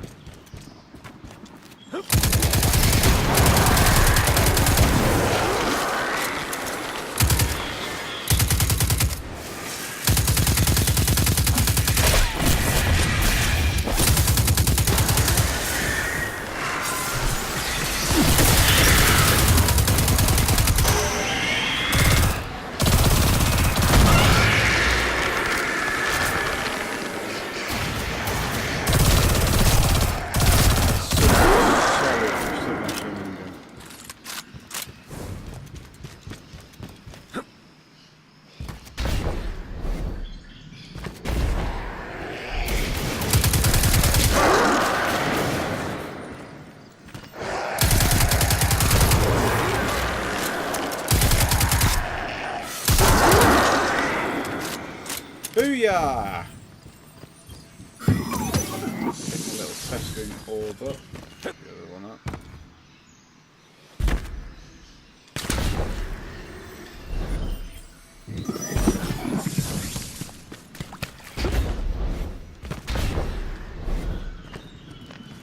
Now usually there's some kind of box over here somewhere.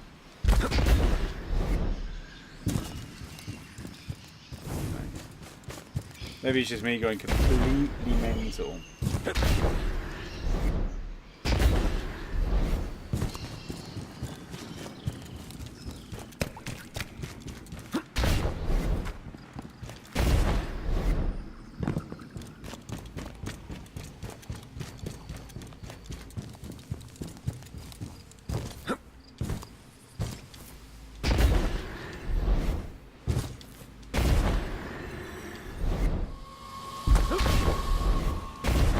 The Hoosiers are still going.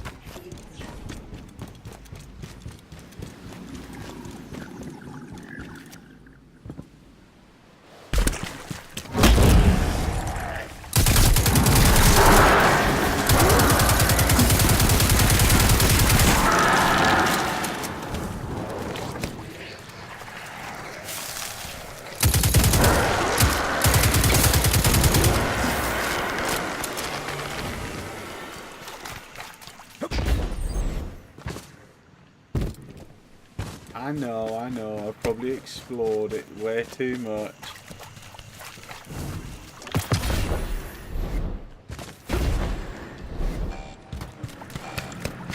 So the big question is, what did you guys think? What did you think of the Destiny stream? What did you, do you think it did enough?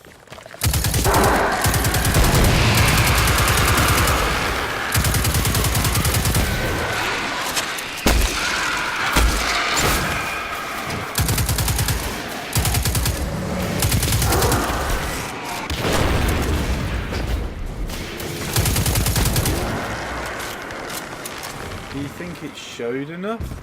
Do you think it gave you what you wanted to know about the next stage of Destiny 2? The one thing I'd say, it feels really weird, but it feels really quick.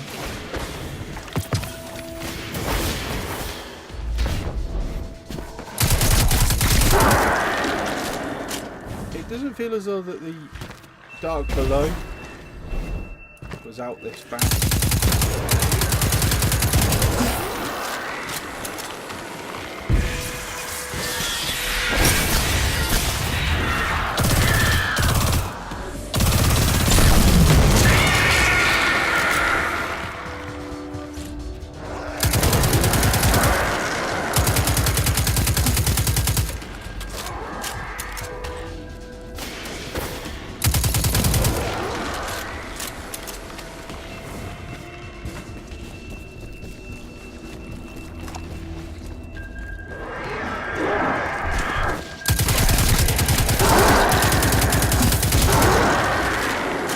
Boom! Ah, that must be the worm going pop.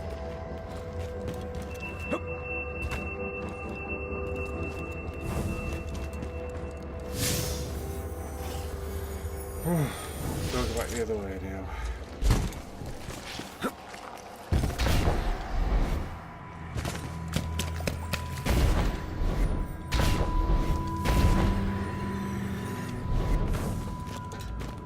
I must admit, I thought that it was going to be... I thought that they'd done a good job of kind of quelling my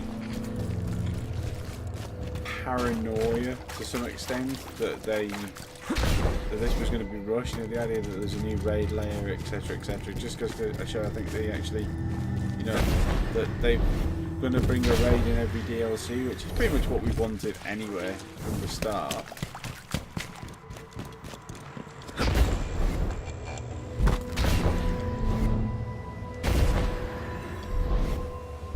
To investigate.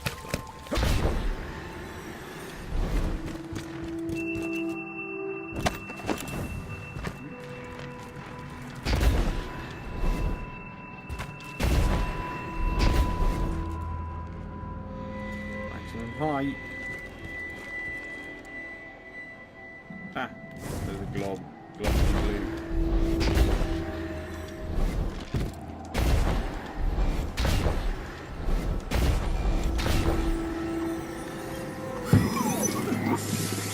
No, so yeah, I think they've done enough.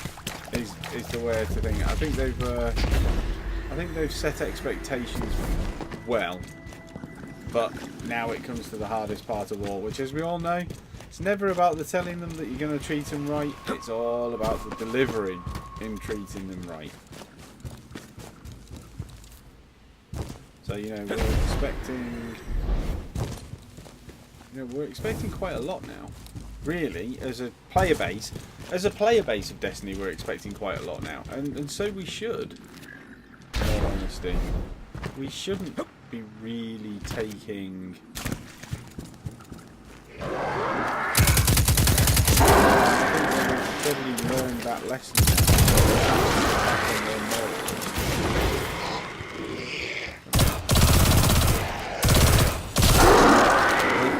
Sit back on the morals anymore, and you know there are going to have to be some quality of life changes, because I'll burn through the single player content and I'll just switch out again, because what kept me coming back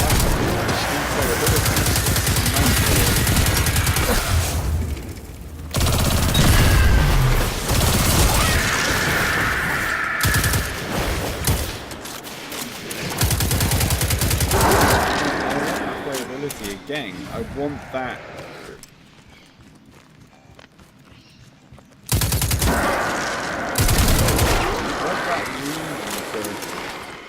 To come back every week and play it more and more and more and more.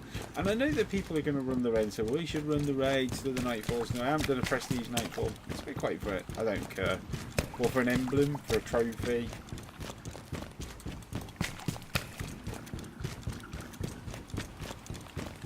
You really want to do it? You want to go through all that stress, all that run time, and you know.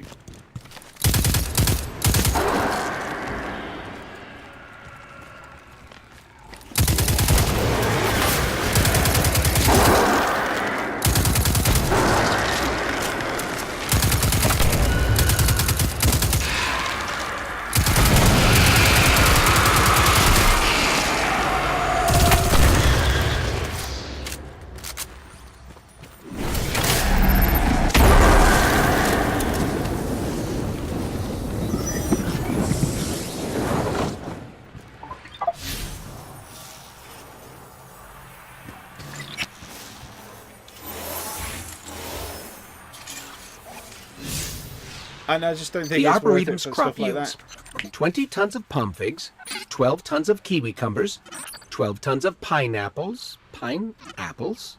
What a weird idea for a fruit.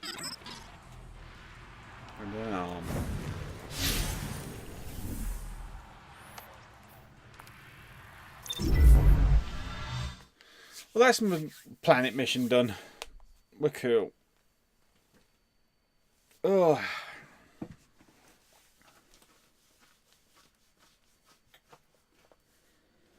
So yeah, I can't actually show you, but it has been a simple case of, in the past few weeks, I don't even know how long it's been since I've had the X. It feels like months.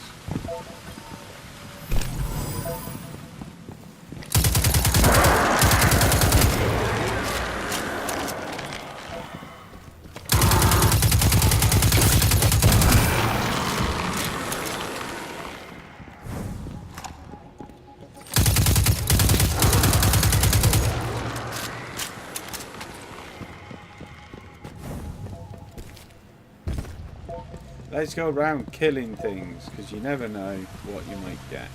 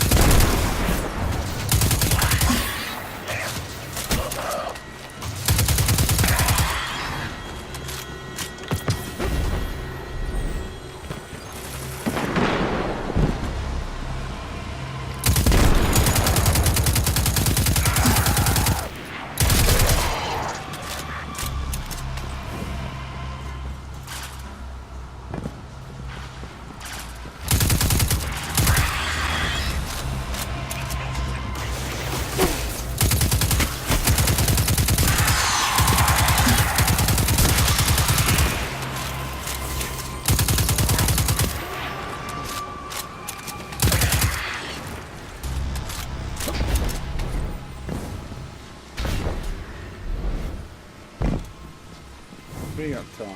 Let's get back now.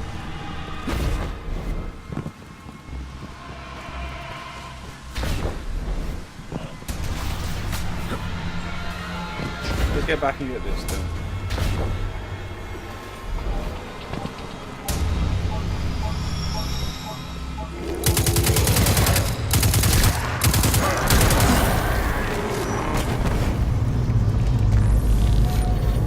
I'm reading signs of hive ritual activity, Guardian. Up for it? You've handled this before. They must really love this spot. The hive do require precise conditions for their rituals.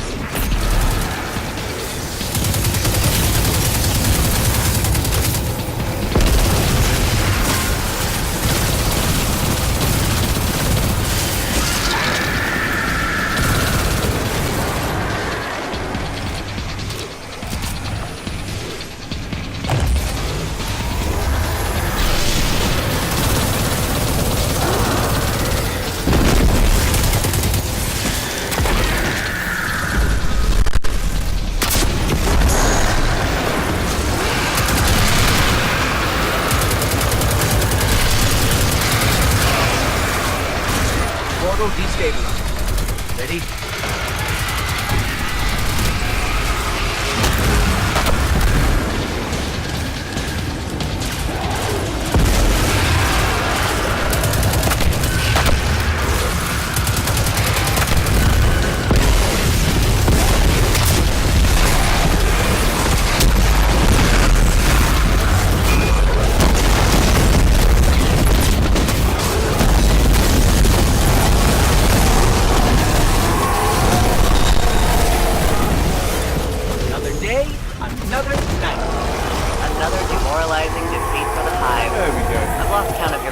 But I know there will be many more.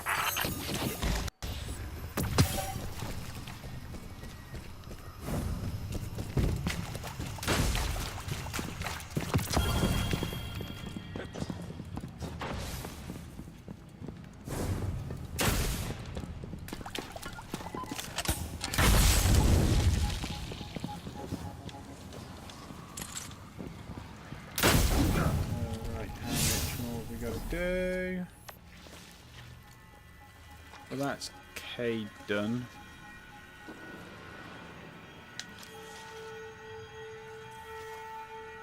Right then. Oh, let's go to Tower. Let's go speak to K.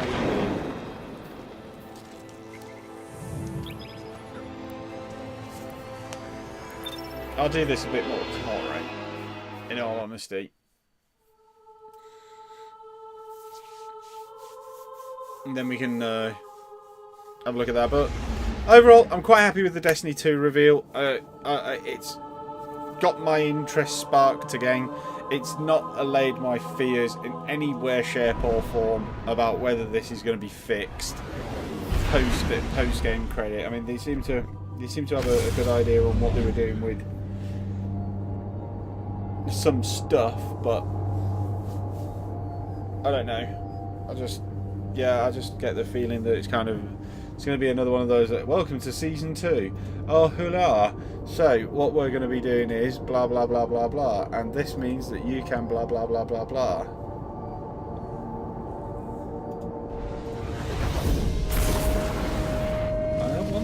I want the reason for getting us all back online into the old group again, so that we can do our runs on stuff that we are used to doing. Can't follow them, Control. Those levels haven't been All goods for trade. Take a look.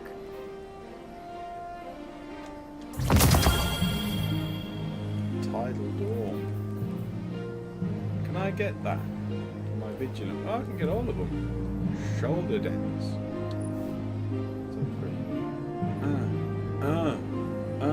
Yeah, you can feel that one.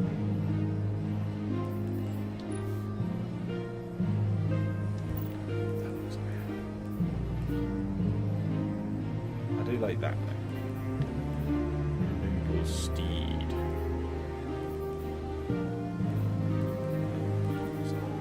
Chromatic.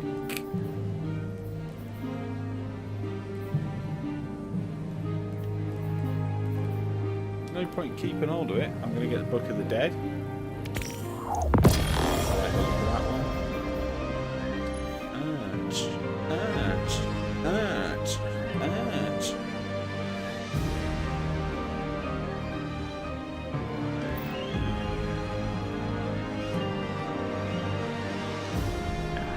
Come see me again, Guardian. That's the Checking postman's now. got for us. Oh, sorry. Did buy the new setup, Guardian. 287 on a scout rifle. Oh dear, it broke. The Red Legion have made it harder to get my shipments through, but I'll manage. Fenchurch, there's a lot of fantastic things. I tend to believe him. Good for her. This needs a bit of jazzing up, doesn't it? What have we got here? New Monarchy Regalia. Oh, hell yeah. Don't know where my uncle finds No, these you things. don't. No.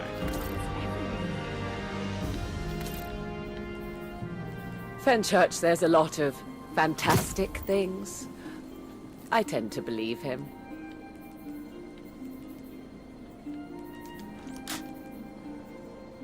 Searching. Don't get too distracted by the new setup, Guardian. What did we get? What did we get? We got the new shit. What's this one? Tidal Dawn. Clean up the It's dust, purple. reorganize my inventory. Why doesn't It's it not look purple in home the yet, picture? but it will check be. right away. It's easy math, Guardian. You got the silver, Eververse has the goods.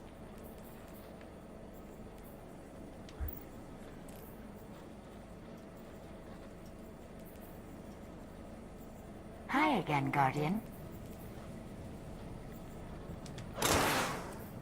Name, Guardian. No word from Fenchurch today. He must have found something interesting. Is this because this got Bumblebee? Ah, it's because that one's got Bumblebee on. Oh no. Yeah, we'll go. Looking for something in particular? Give me a favor and shut up, could you? Right, let's go and have a look and see what we can do. What can I do for you, Titan?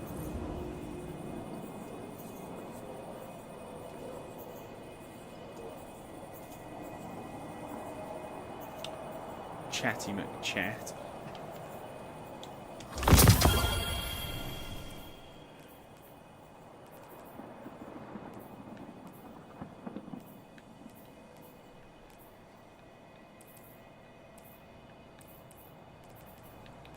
$287.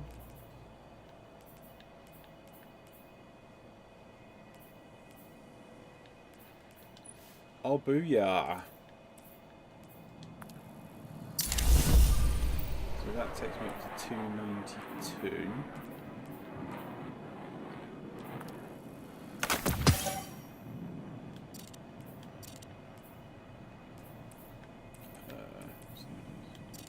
Delete them.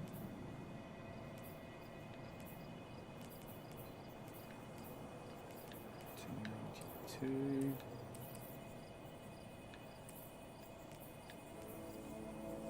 $286.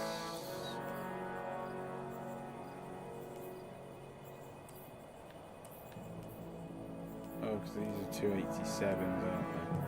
Of course they are.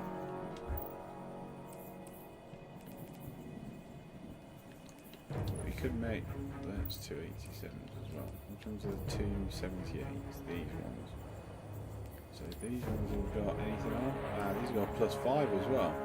So why don't we put that into the... There goes the 291.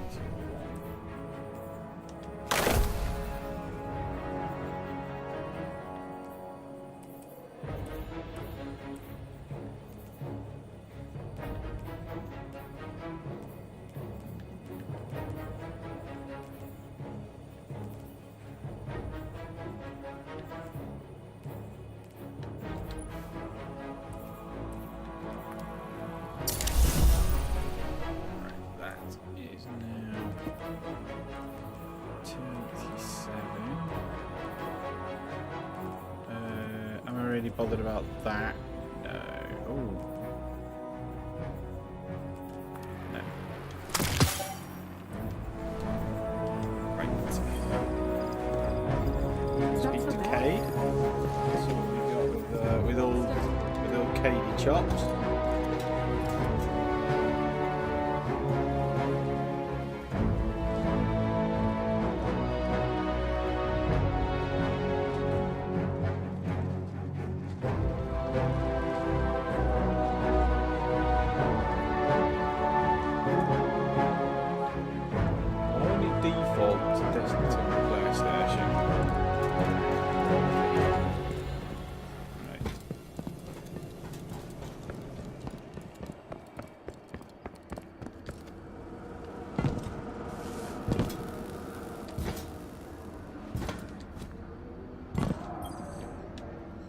Guardian?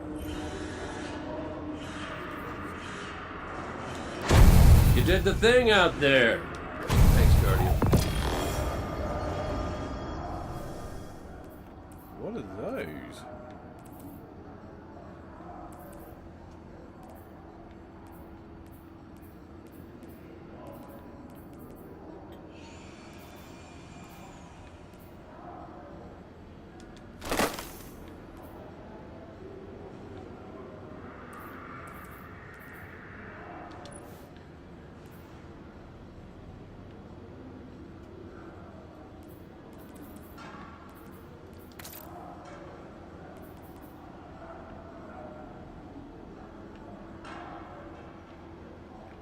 Whoa, okay. So, pop them on so they don't look stupid.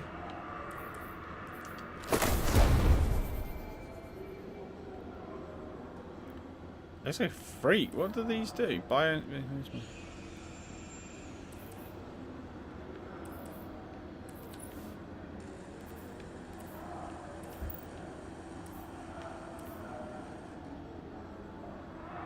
Dude just looks like a tank. Look.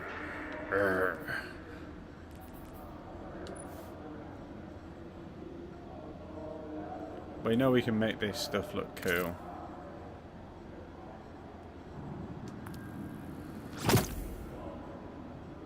Wow, look at the stats on this.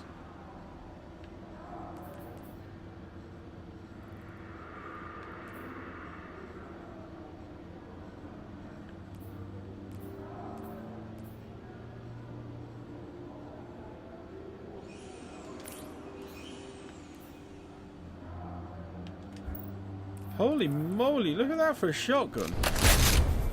Holy moly, I sound like an absolute dick, don't I?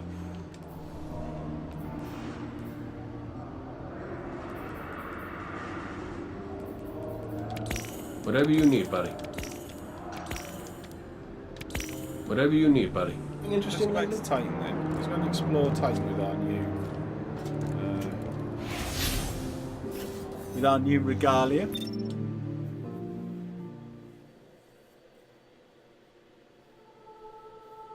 So yeah, it's been probably once we've done these and we've got the chests, then what we're going to do is so let's just have a look. So I've done all the stories on there.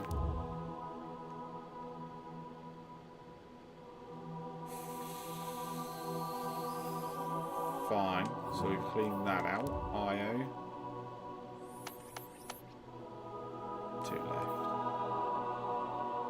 Okay. Okay. That's fine. We know the ADZ is clean. So we pretty much... Oh. Okay, so the EDZ is not clean. Not clean at all. Not done anything in the EDZ. Seems to have cleared Titan, Nessus and IO and just left the EDZ for some mysterious magical reason. Okay.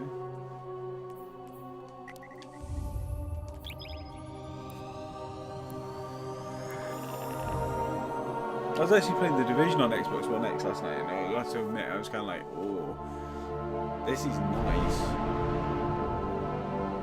It is a really nice looking game now.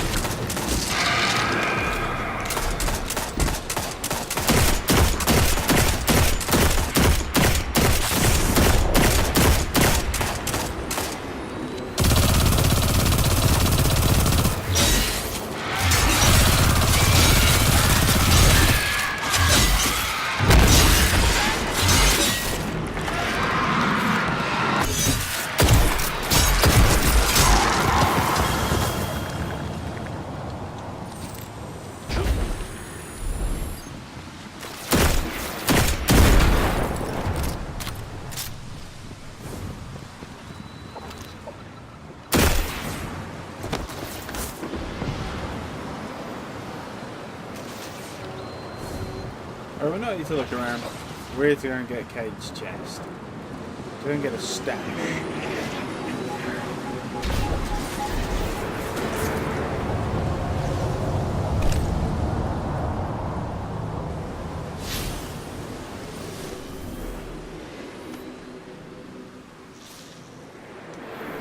Just on the other side of that door on that bridge. That's fine, we can look at that. One good thing you can say about Titan, it's small. You don't have to do a lot of running around.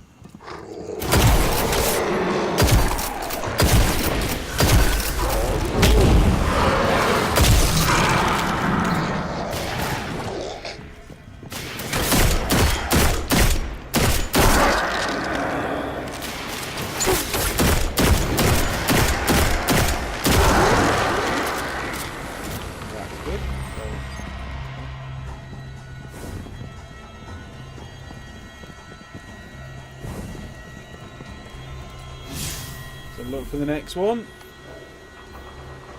It's on the other bridge. And I want to be right deep. I guarantee you.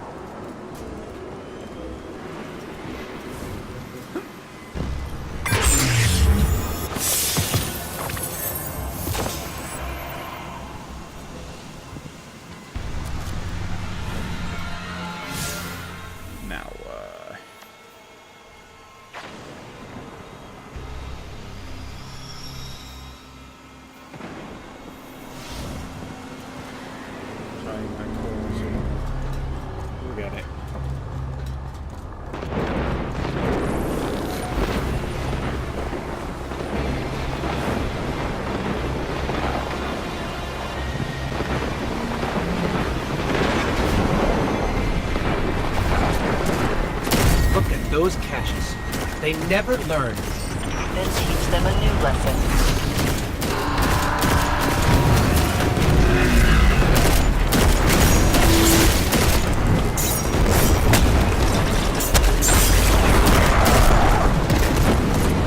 Two walkers. How do you like that, Fallen? Oh, wait. An extremely successful sortie, as I've come to expect from you. Well done. Again.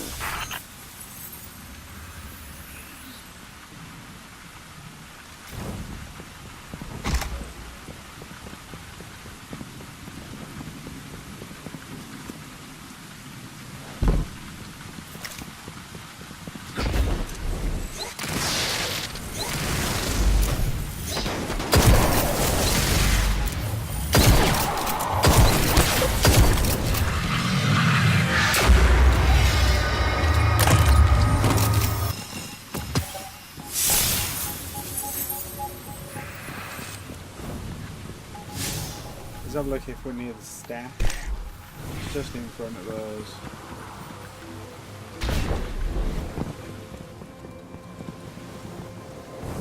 Probably under here.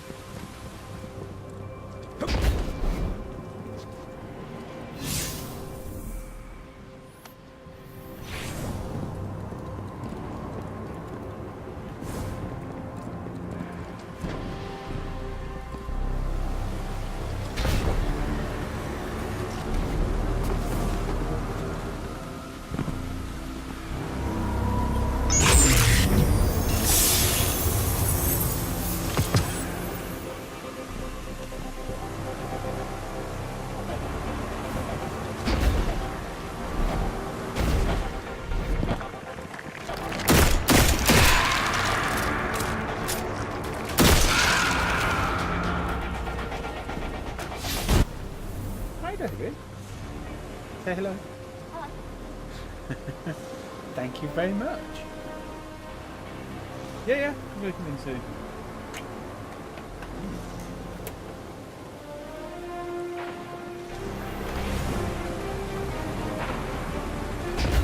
It's been ages since I've been this way. I actually forgot what is this way.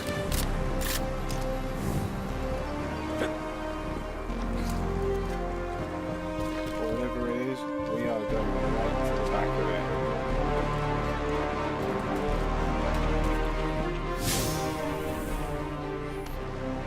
What's that?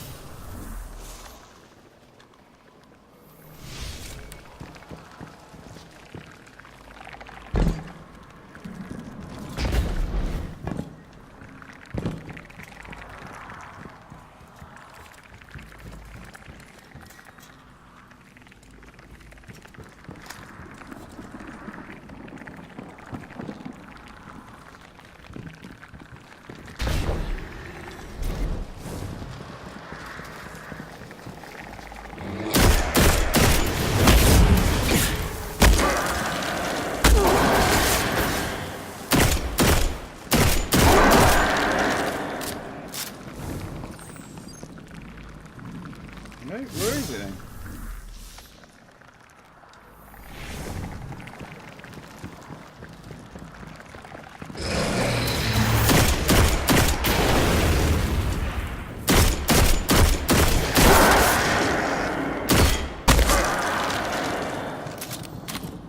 Okay, we're gonna have to go down. It's down, isn't it?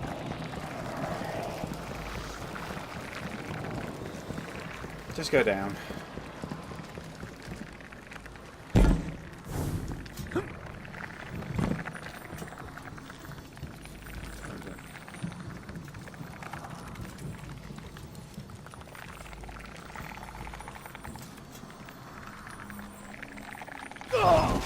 I don't know why I did that. It's just a pit of water though. So, why can't I just stand in it?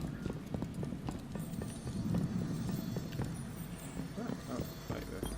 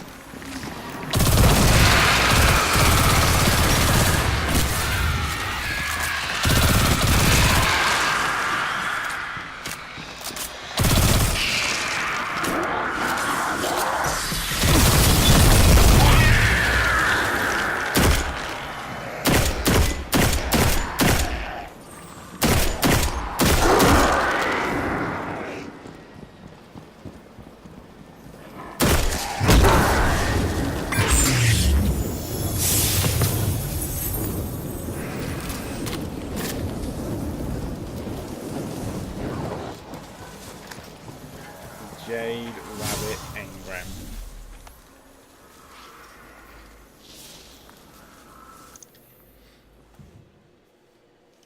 Right, so let's have a look what stuff we have got in. Man 293.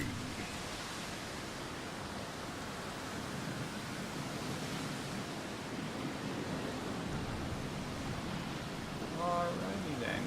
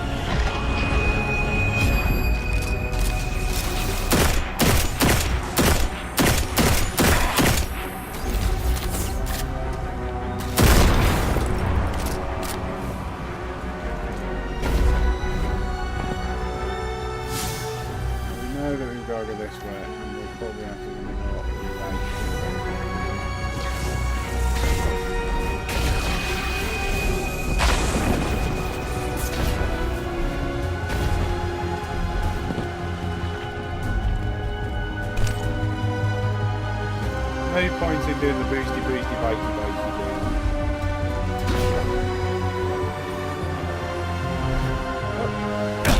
Oh! Ha! That was a bit silly, wasn't it?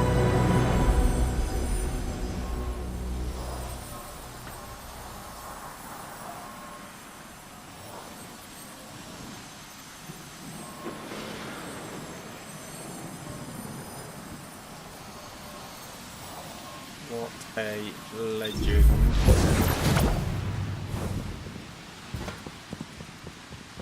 So it's like we're going to tease you. You can just get up there. And then just as you get to the bit you want to get to, we're going to kick you off.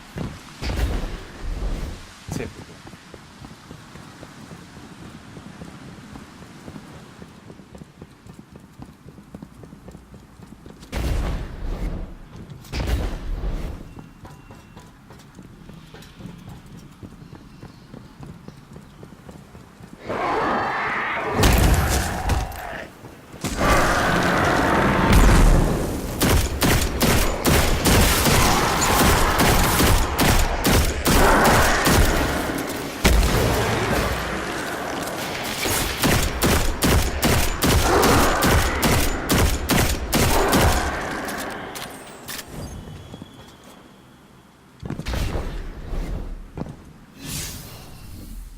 This is going to determine the way we go.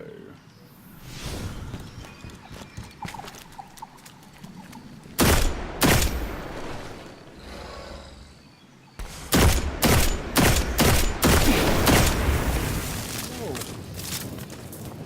it's a bit cheeky.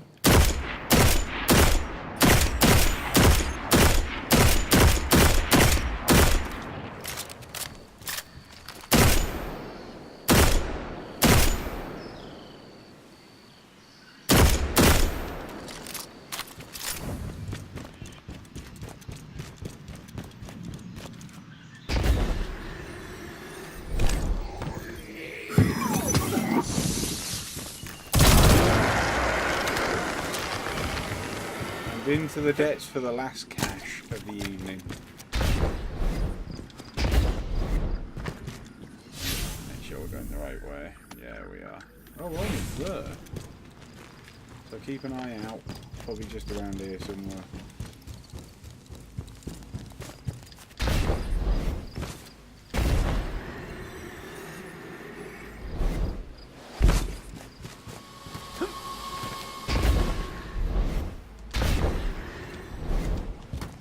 Now, did you see that little bit of choppiness?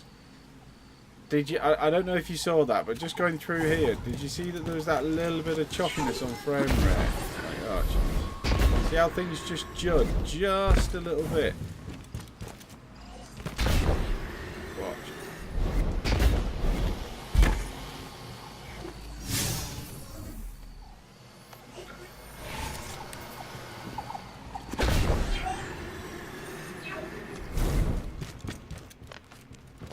There's the tiniest...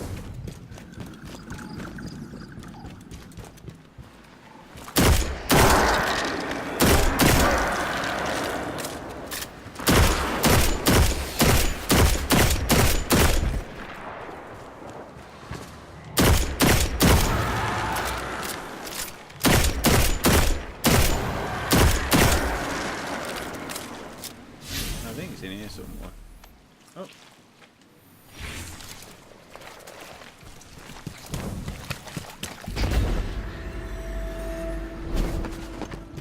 In here.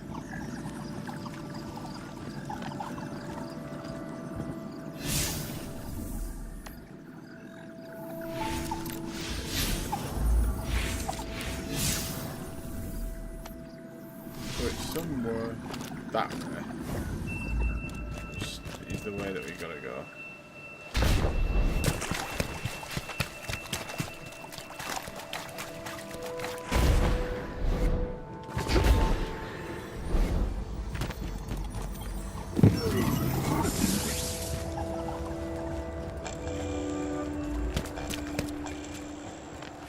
I mean, this place, imagine if you could travel back in time and see, like, travel back in Destiny's timeline and see that this.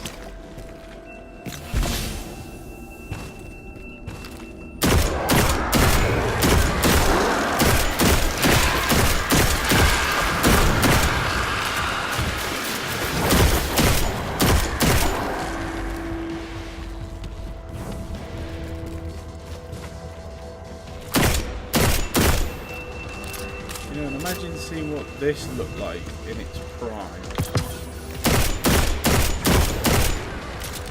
Yeah, but that's some of the stuff that we should do. You know, they should do a prequel. go back to the collapse. Do a Reach thing.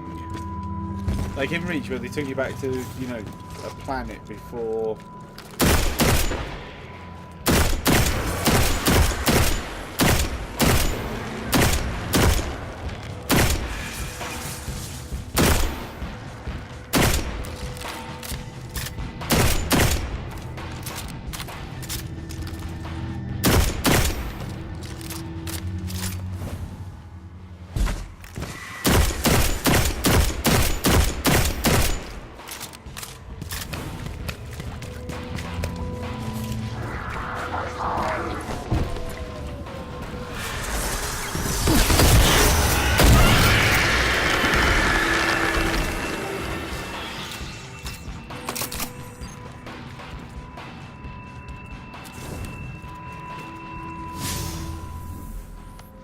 We're freaking miles away from it now.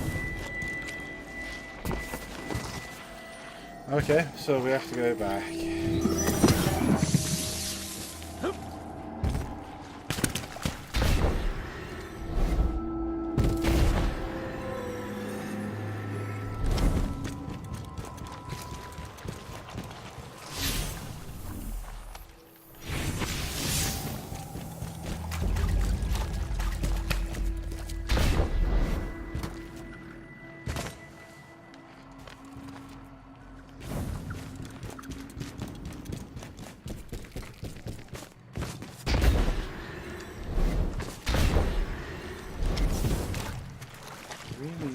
This digitally for Xbox One, so then I could just boot it up rather than get the disc out of the living room.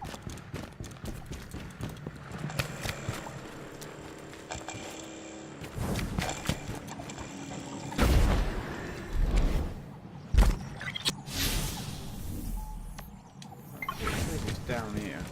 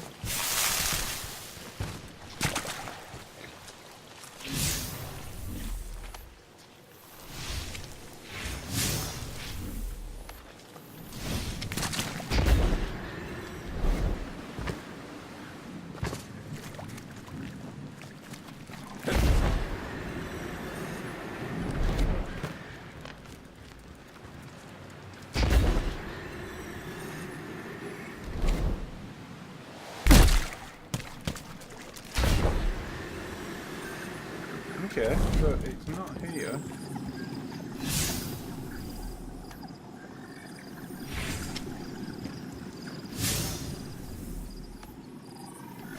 It's somewhere here.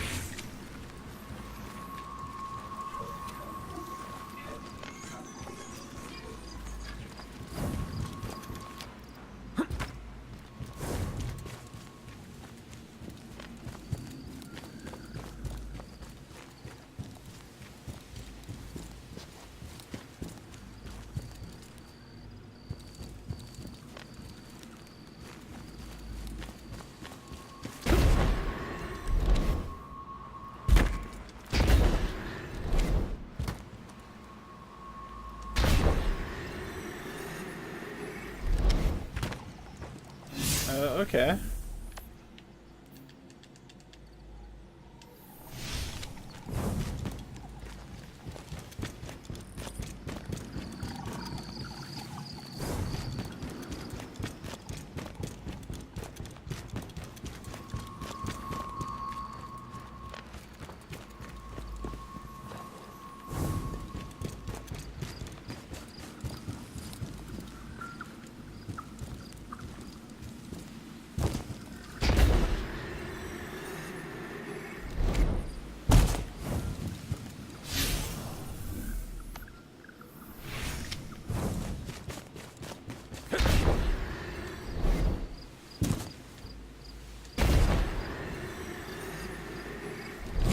like a bit of blue light.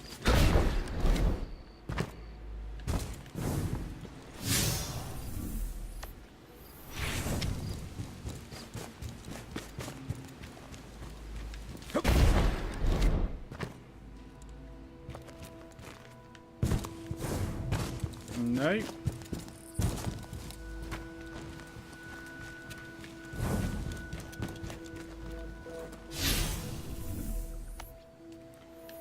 Okay.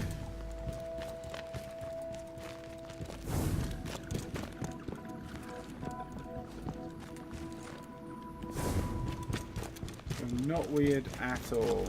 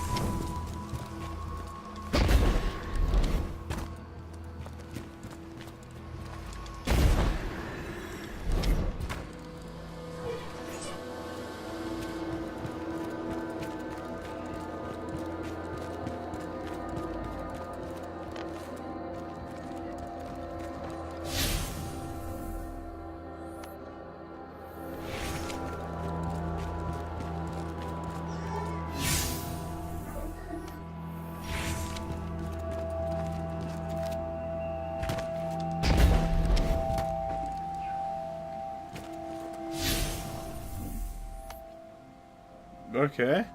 So it says I'm stood right on it, right here. Right,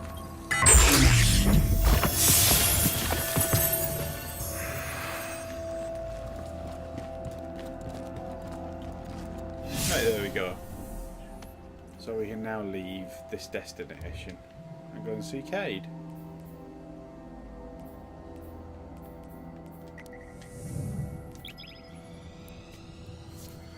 Oh. And then I think what we'll do is we're going to switch it over and we'll put the Xbox One X on just to show you some of the loveliness that it can do.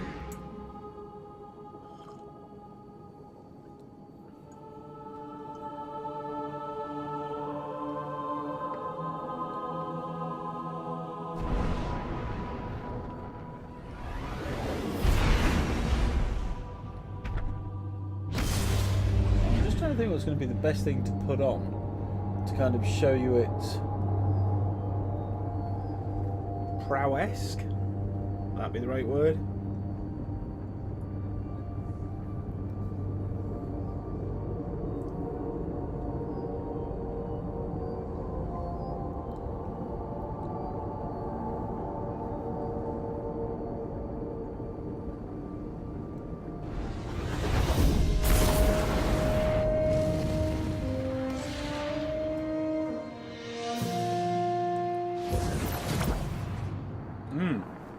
Let me show you this as well, something I've devised. Oh, that's my holding screen, so that you can generally see what's going on. And then we can flick back to live. So,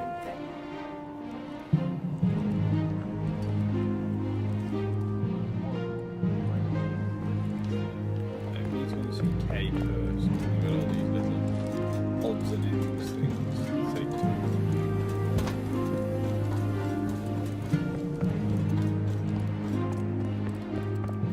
We've still got defense robots in the tower. That's the bit that makes me laugh.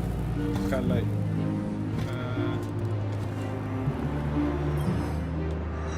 Oh, hello.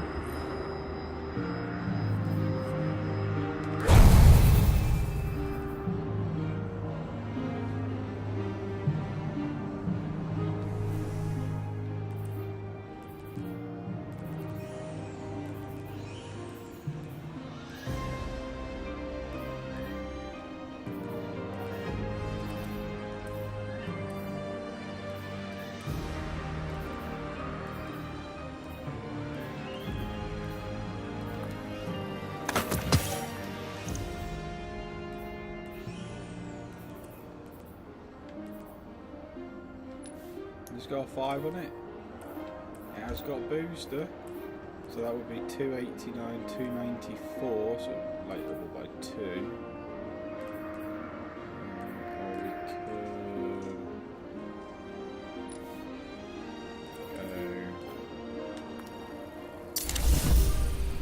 that. 288.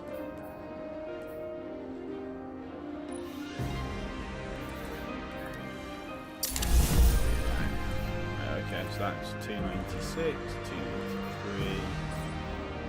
Actually, I've got these 2 emblems. That's fine.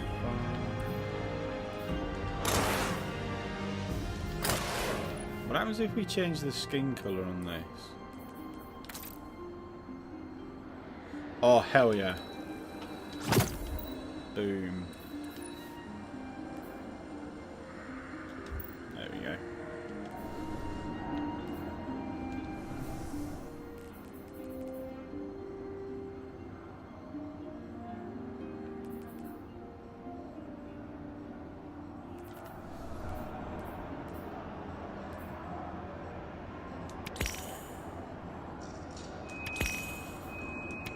Whatever you need, buddy. Stand tall, yeah?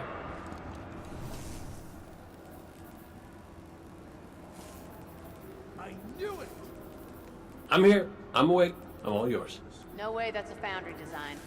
I bet my hop that's Golden Age. Is this your first do you dead think orbit my job? vigilance wing now might load?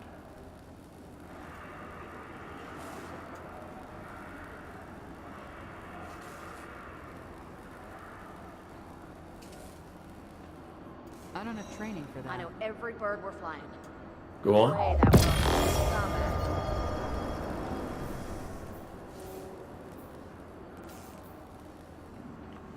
What, have I just moved a pulse rifle?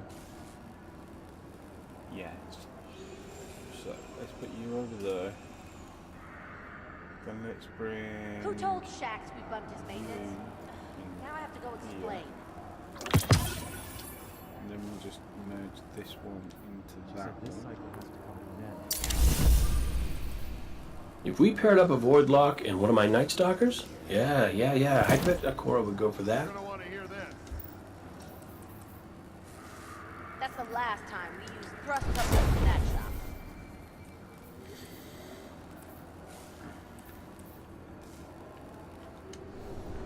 Go on.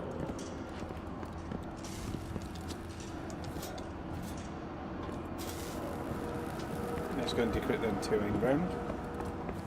Oh, he found a sunshot.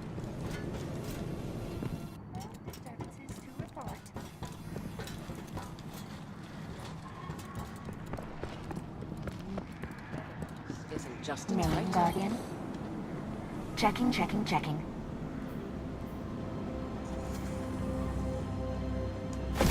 Acknowledged.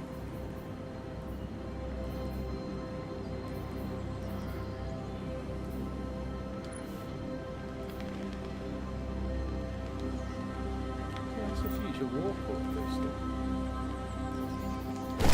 Acknowledged. Check. Check. Thank you. Oh no.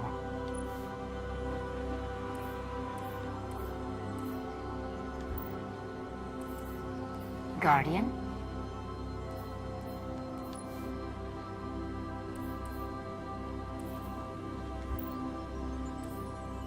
Our inventory is stocked, so no rush.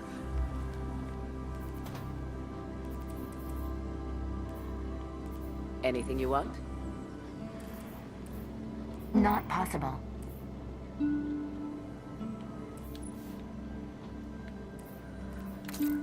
Hi again.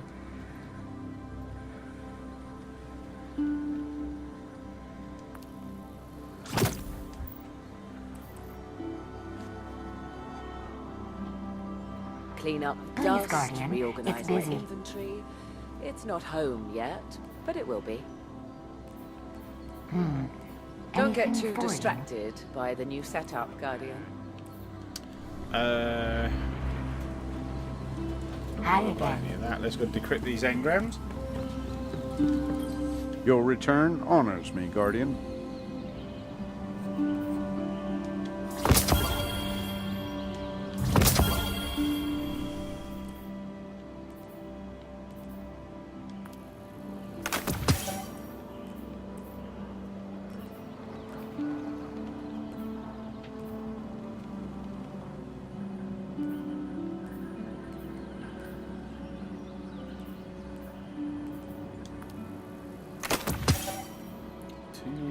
On the old devastation complexes now.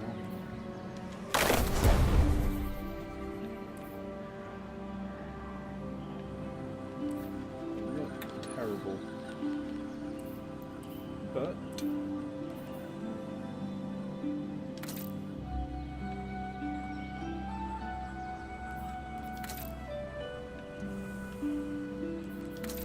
it can look better.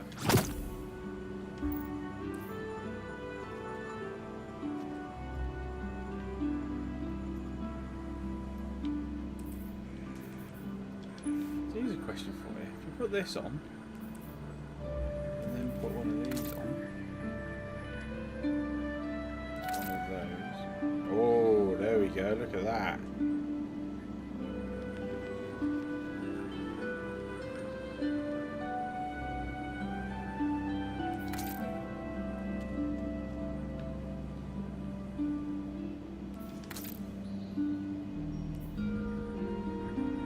I quite like that one. Yeah, I quite like that.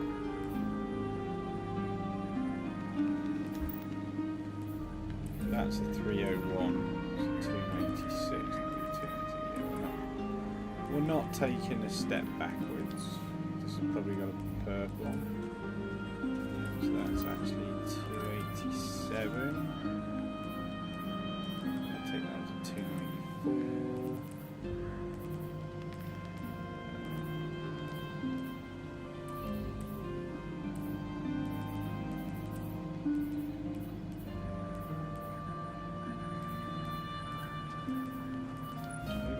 Boosters on.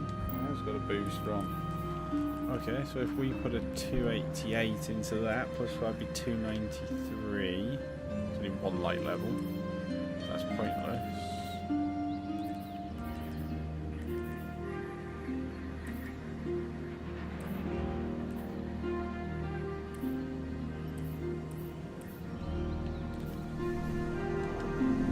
Older than the city itself. That can't be right.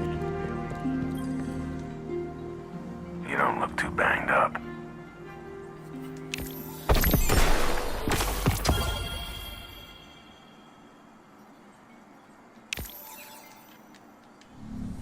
Keep the wall strong. Guardians such as you.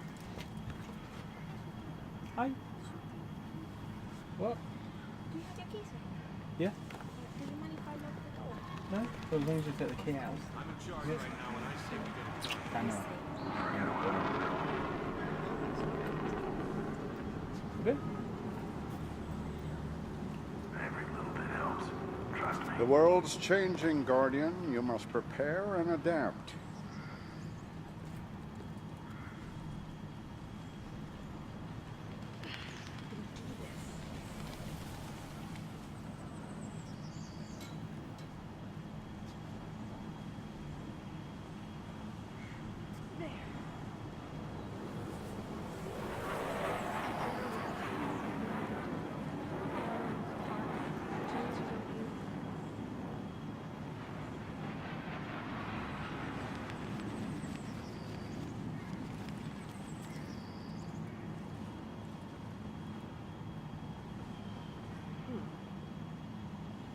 If push comes to shove, the big foundries will fall in behind you.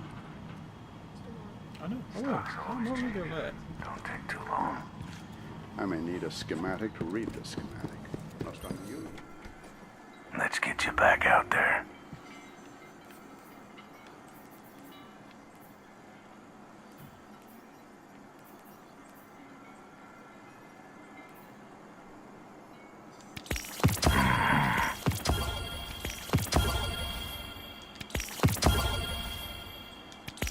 deal.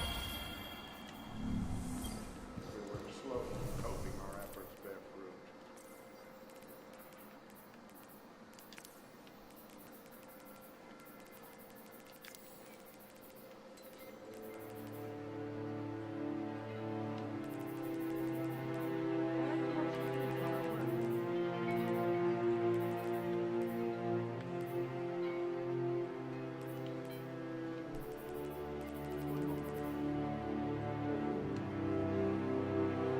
Solving problems out in the world, huh?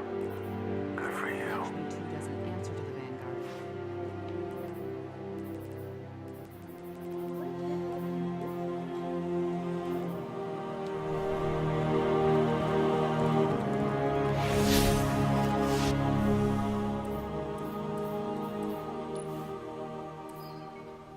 Do you have something for me, Guardian?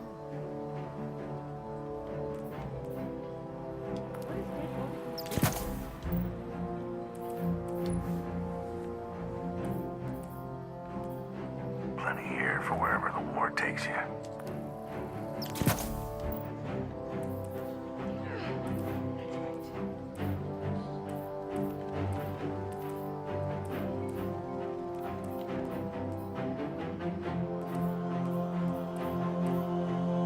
Speak to me, not of the darkness. Forgot what I was doing. Got one. That's got one. That's got one. The mystery is the thing. You never know what you're going to keep find. getting lost. I keep thinking I'm in the old tower.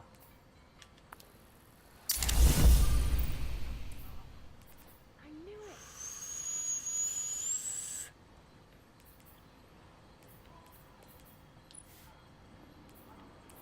The world's changing, Guardian. You must prepare and adapt. Did you? No. You've been there a while. Yeah. So let's go to one more place now. And then we're going to go over to the Xbox Uno.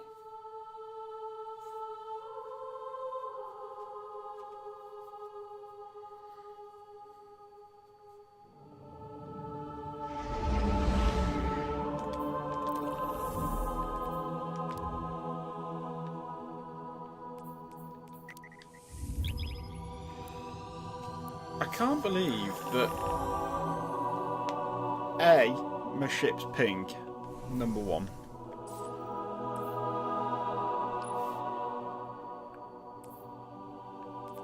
Oh, I can change it.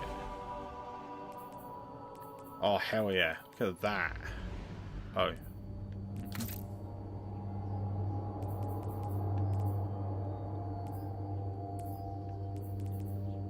Pink.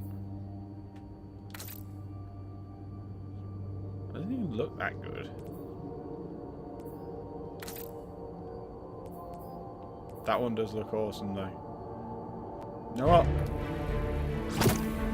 The glimmer. What does that look like? That doesn't look like the colour I just put on.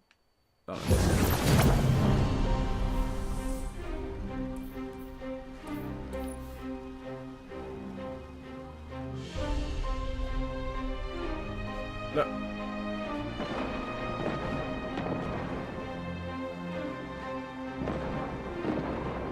Yeah, that's what I wanted. There we go.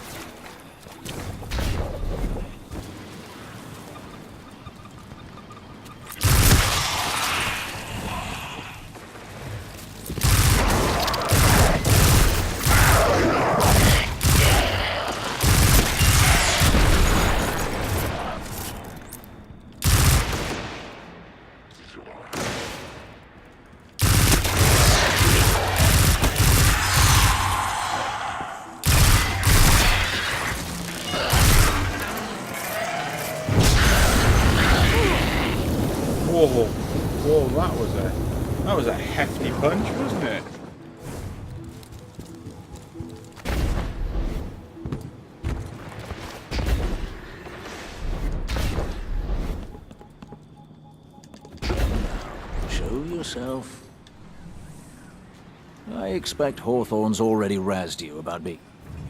I've heard quite a few new voices over the comms lately. Hawthorne says we have you to thank for that. It's a good thing, too. While you were gallivanting about the system, matters got a bit sticky here in the Dead Zone. If you've got a moment, we have plenty of things that need doing. Fallen, Red Legion, even those blasted Taken. All fighting to see who can get our attention first. What do you say we give it to them?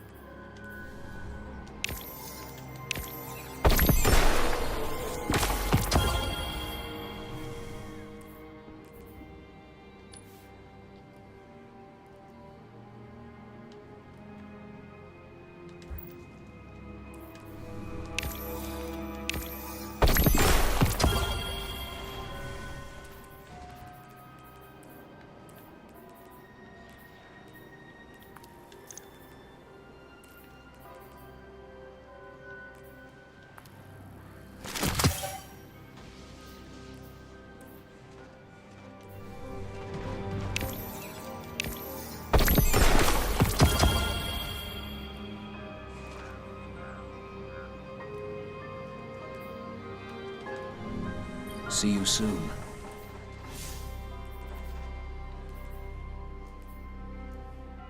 Forearms, and still I'm a better shot than you.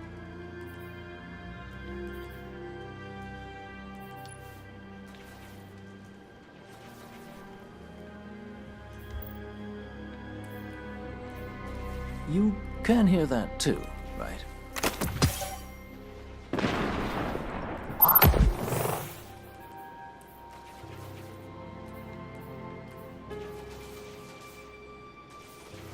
Well now, where are you going?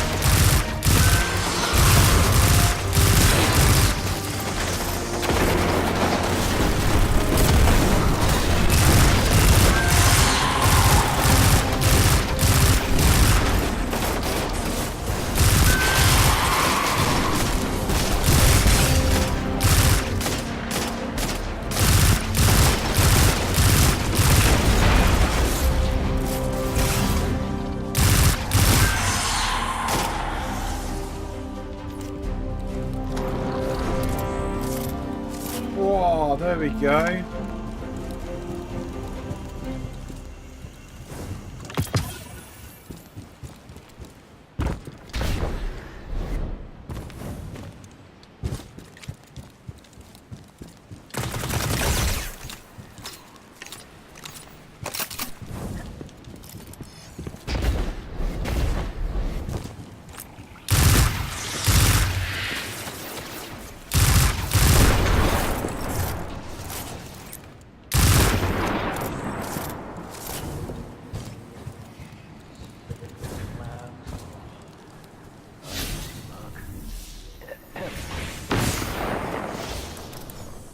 Well, at least it's got my cash up a little bit as well.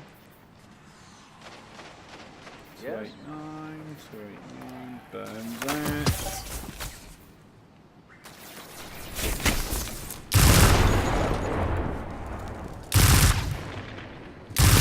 Dear Mark, I am toasty wall.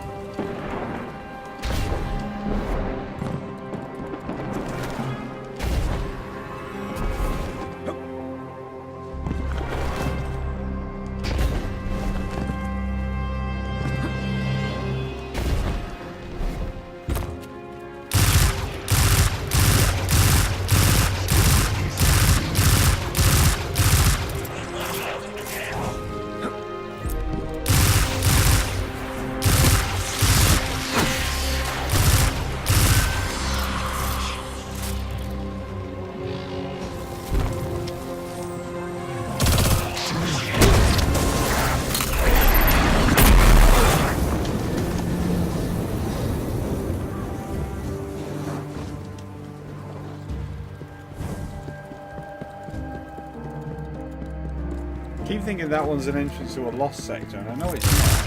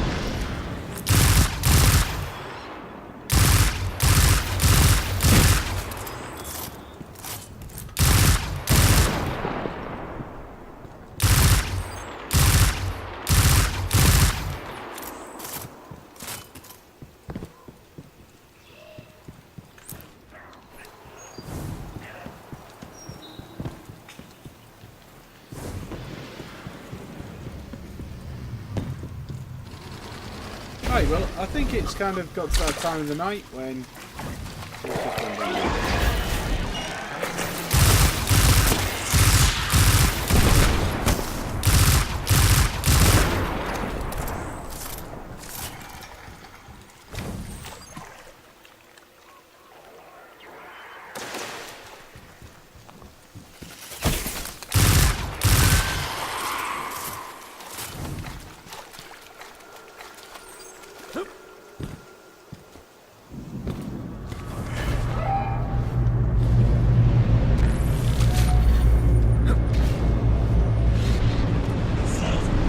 Ether drop incoming, Guardian. You've seen this before.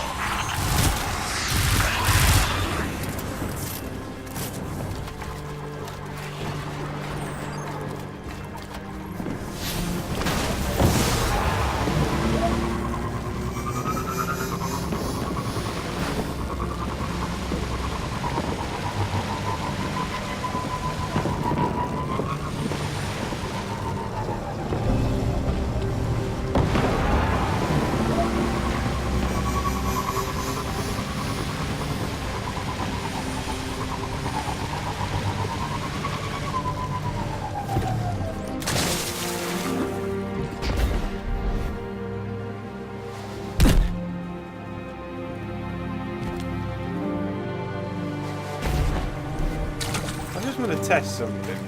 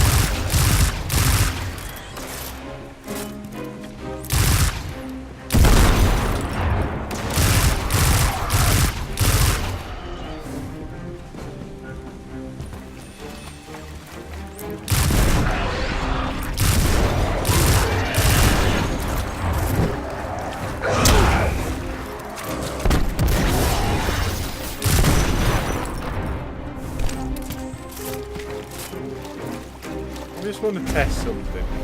I don't think this is going to work, but... Right.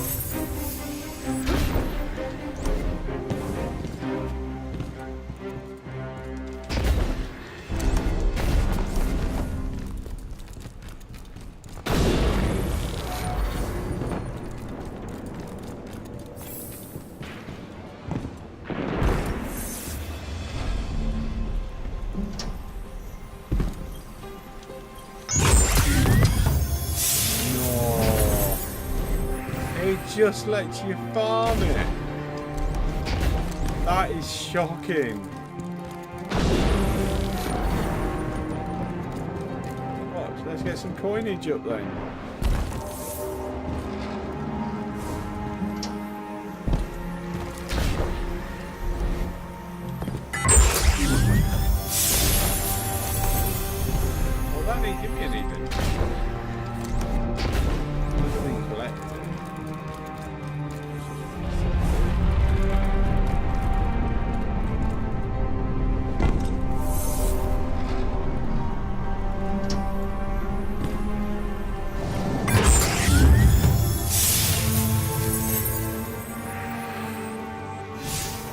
that's good.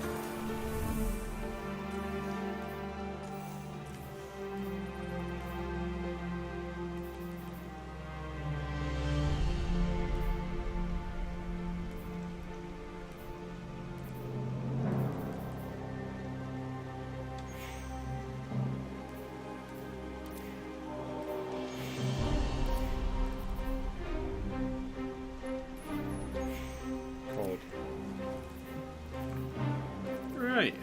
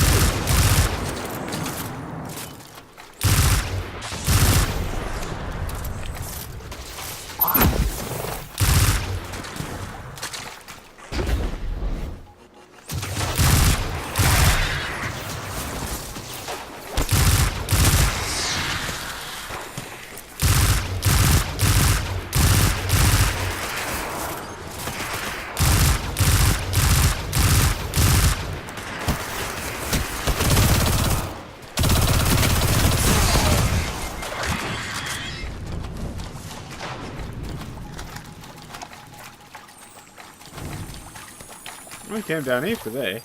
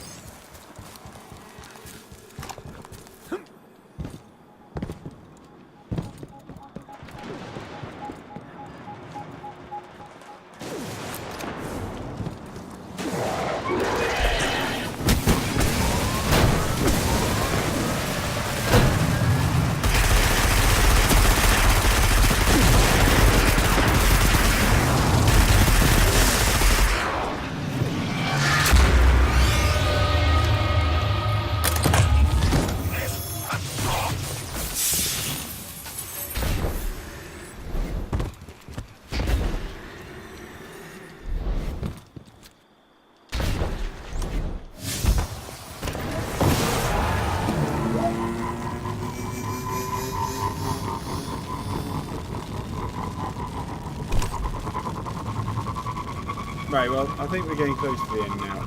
I have to admit, I'm a little bit tired and...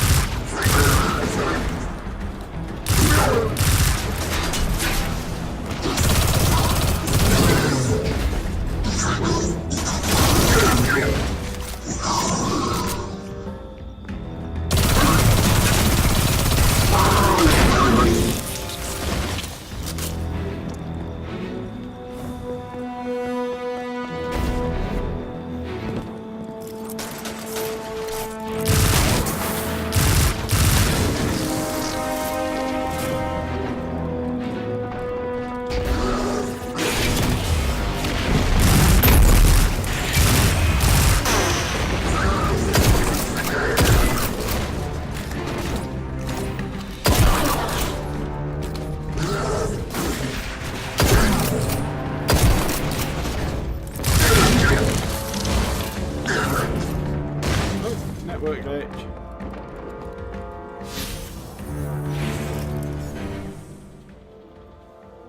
Right, so...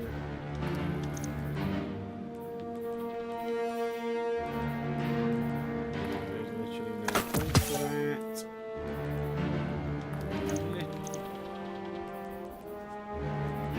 88 plus 5 is 293. Did these have plus 5 on? No. Interesting.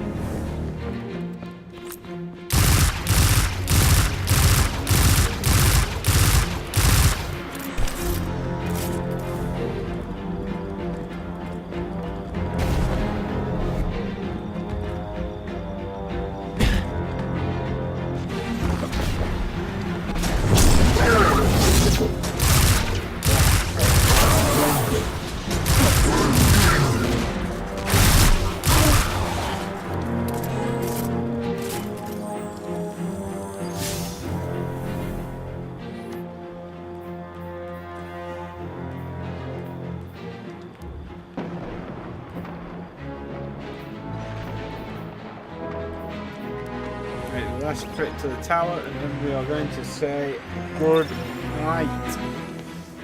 It's been fun. We've got to see a new stream. We got to see a new DLC content for Destiny 2, which was quite good, in all honesty. Just need to see how that fleshes out, pans out, etc, etc. We got to do a few bits on our PS2 version, but to tell you the truth, we're not going to be on this as much now, moving forward. We will be moving over to the Xbox One X as our primary platform. Not a lot of people play, well, most people play the PS4, but they're in their own little groups and, you know, doesn't matter. We can just jump onto the X and find a new group and move on. And just have new experiences, I should say. So, let's go to the tower, let's decrypt these engrams, and then let's call it a night.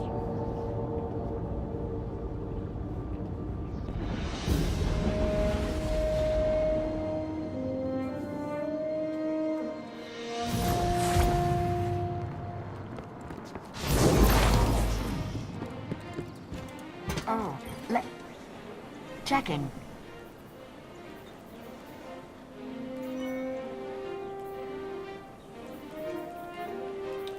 Ah, a leg armor mod.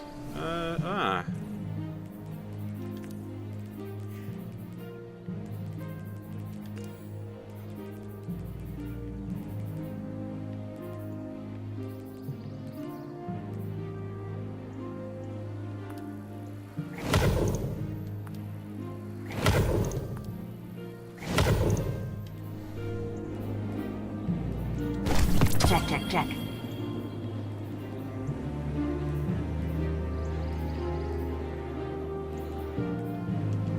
Transfer.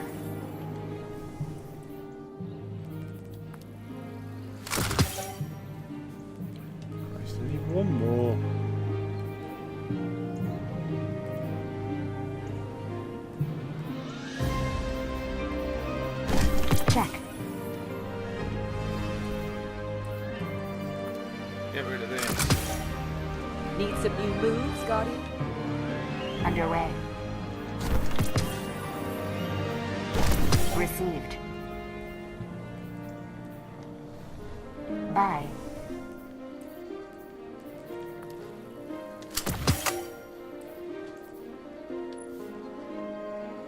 Guardian.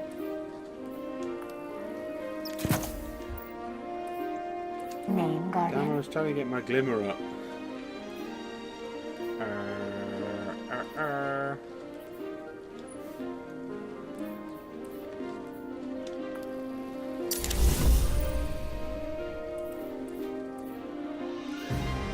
Oh dear, oh dear.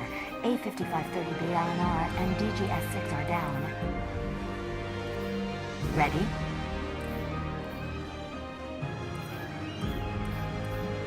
Let's check. You must have messages. Eververse isn't just a title, it's a family philosophy. Always another mile, and forever another tomorrow. Let's go and speak to Master Well, Raoul Titan, in his let's see little what we have hut here. in the corner.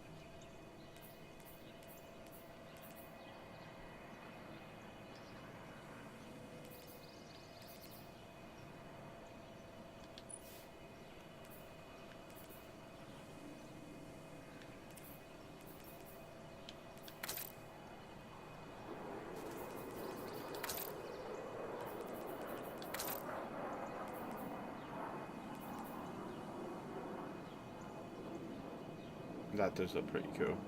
Look at the stability on it though. Right, well, let's go and find a nice... To me, not of the darkness, I want no part. What do you need? What you buying?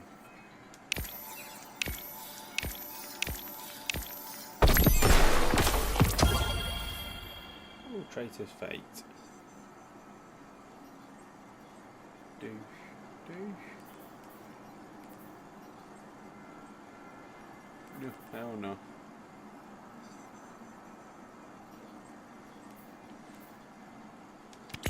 Not bad.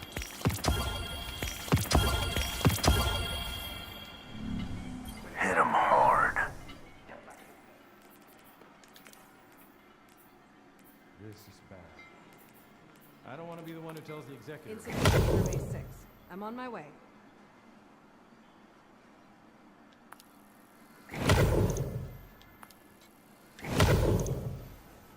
Did you? No. You've been there a while. Yeah. Plenty here for wherever the war takes you. What do you think? Come on, give me a kinetic mod. Good eye. Damn it. Done and done. Fuck off.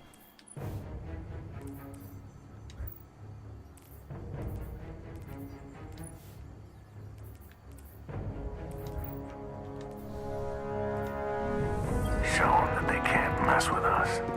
Oh, there you go. Whoever said it was perfect. There she is. There is the Traveller, the Woken Traveller. And all that leads me to say, guys, is thank you so much for joining in to see the stream. I know it's a bit of a cock-up, but, you know, we get there in the end. And all that leads me to say is thanks for watching. Have a good night. We'll be back on tomorrow. See you later.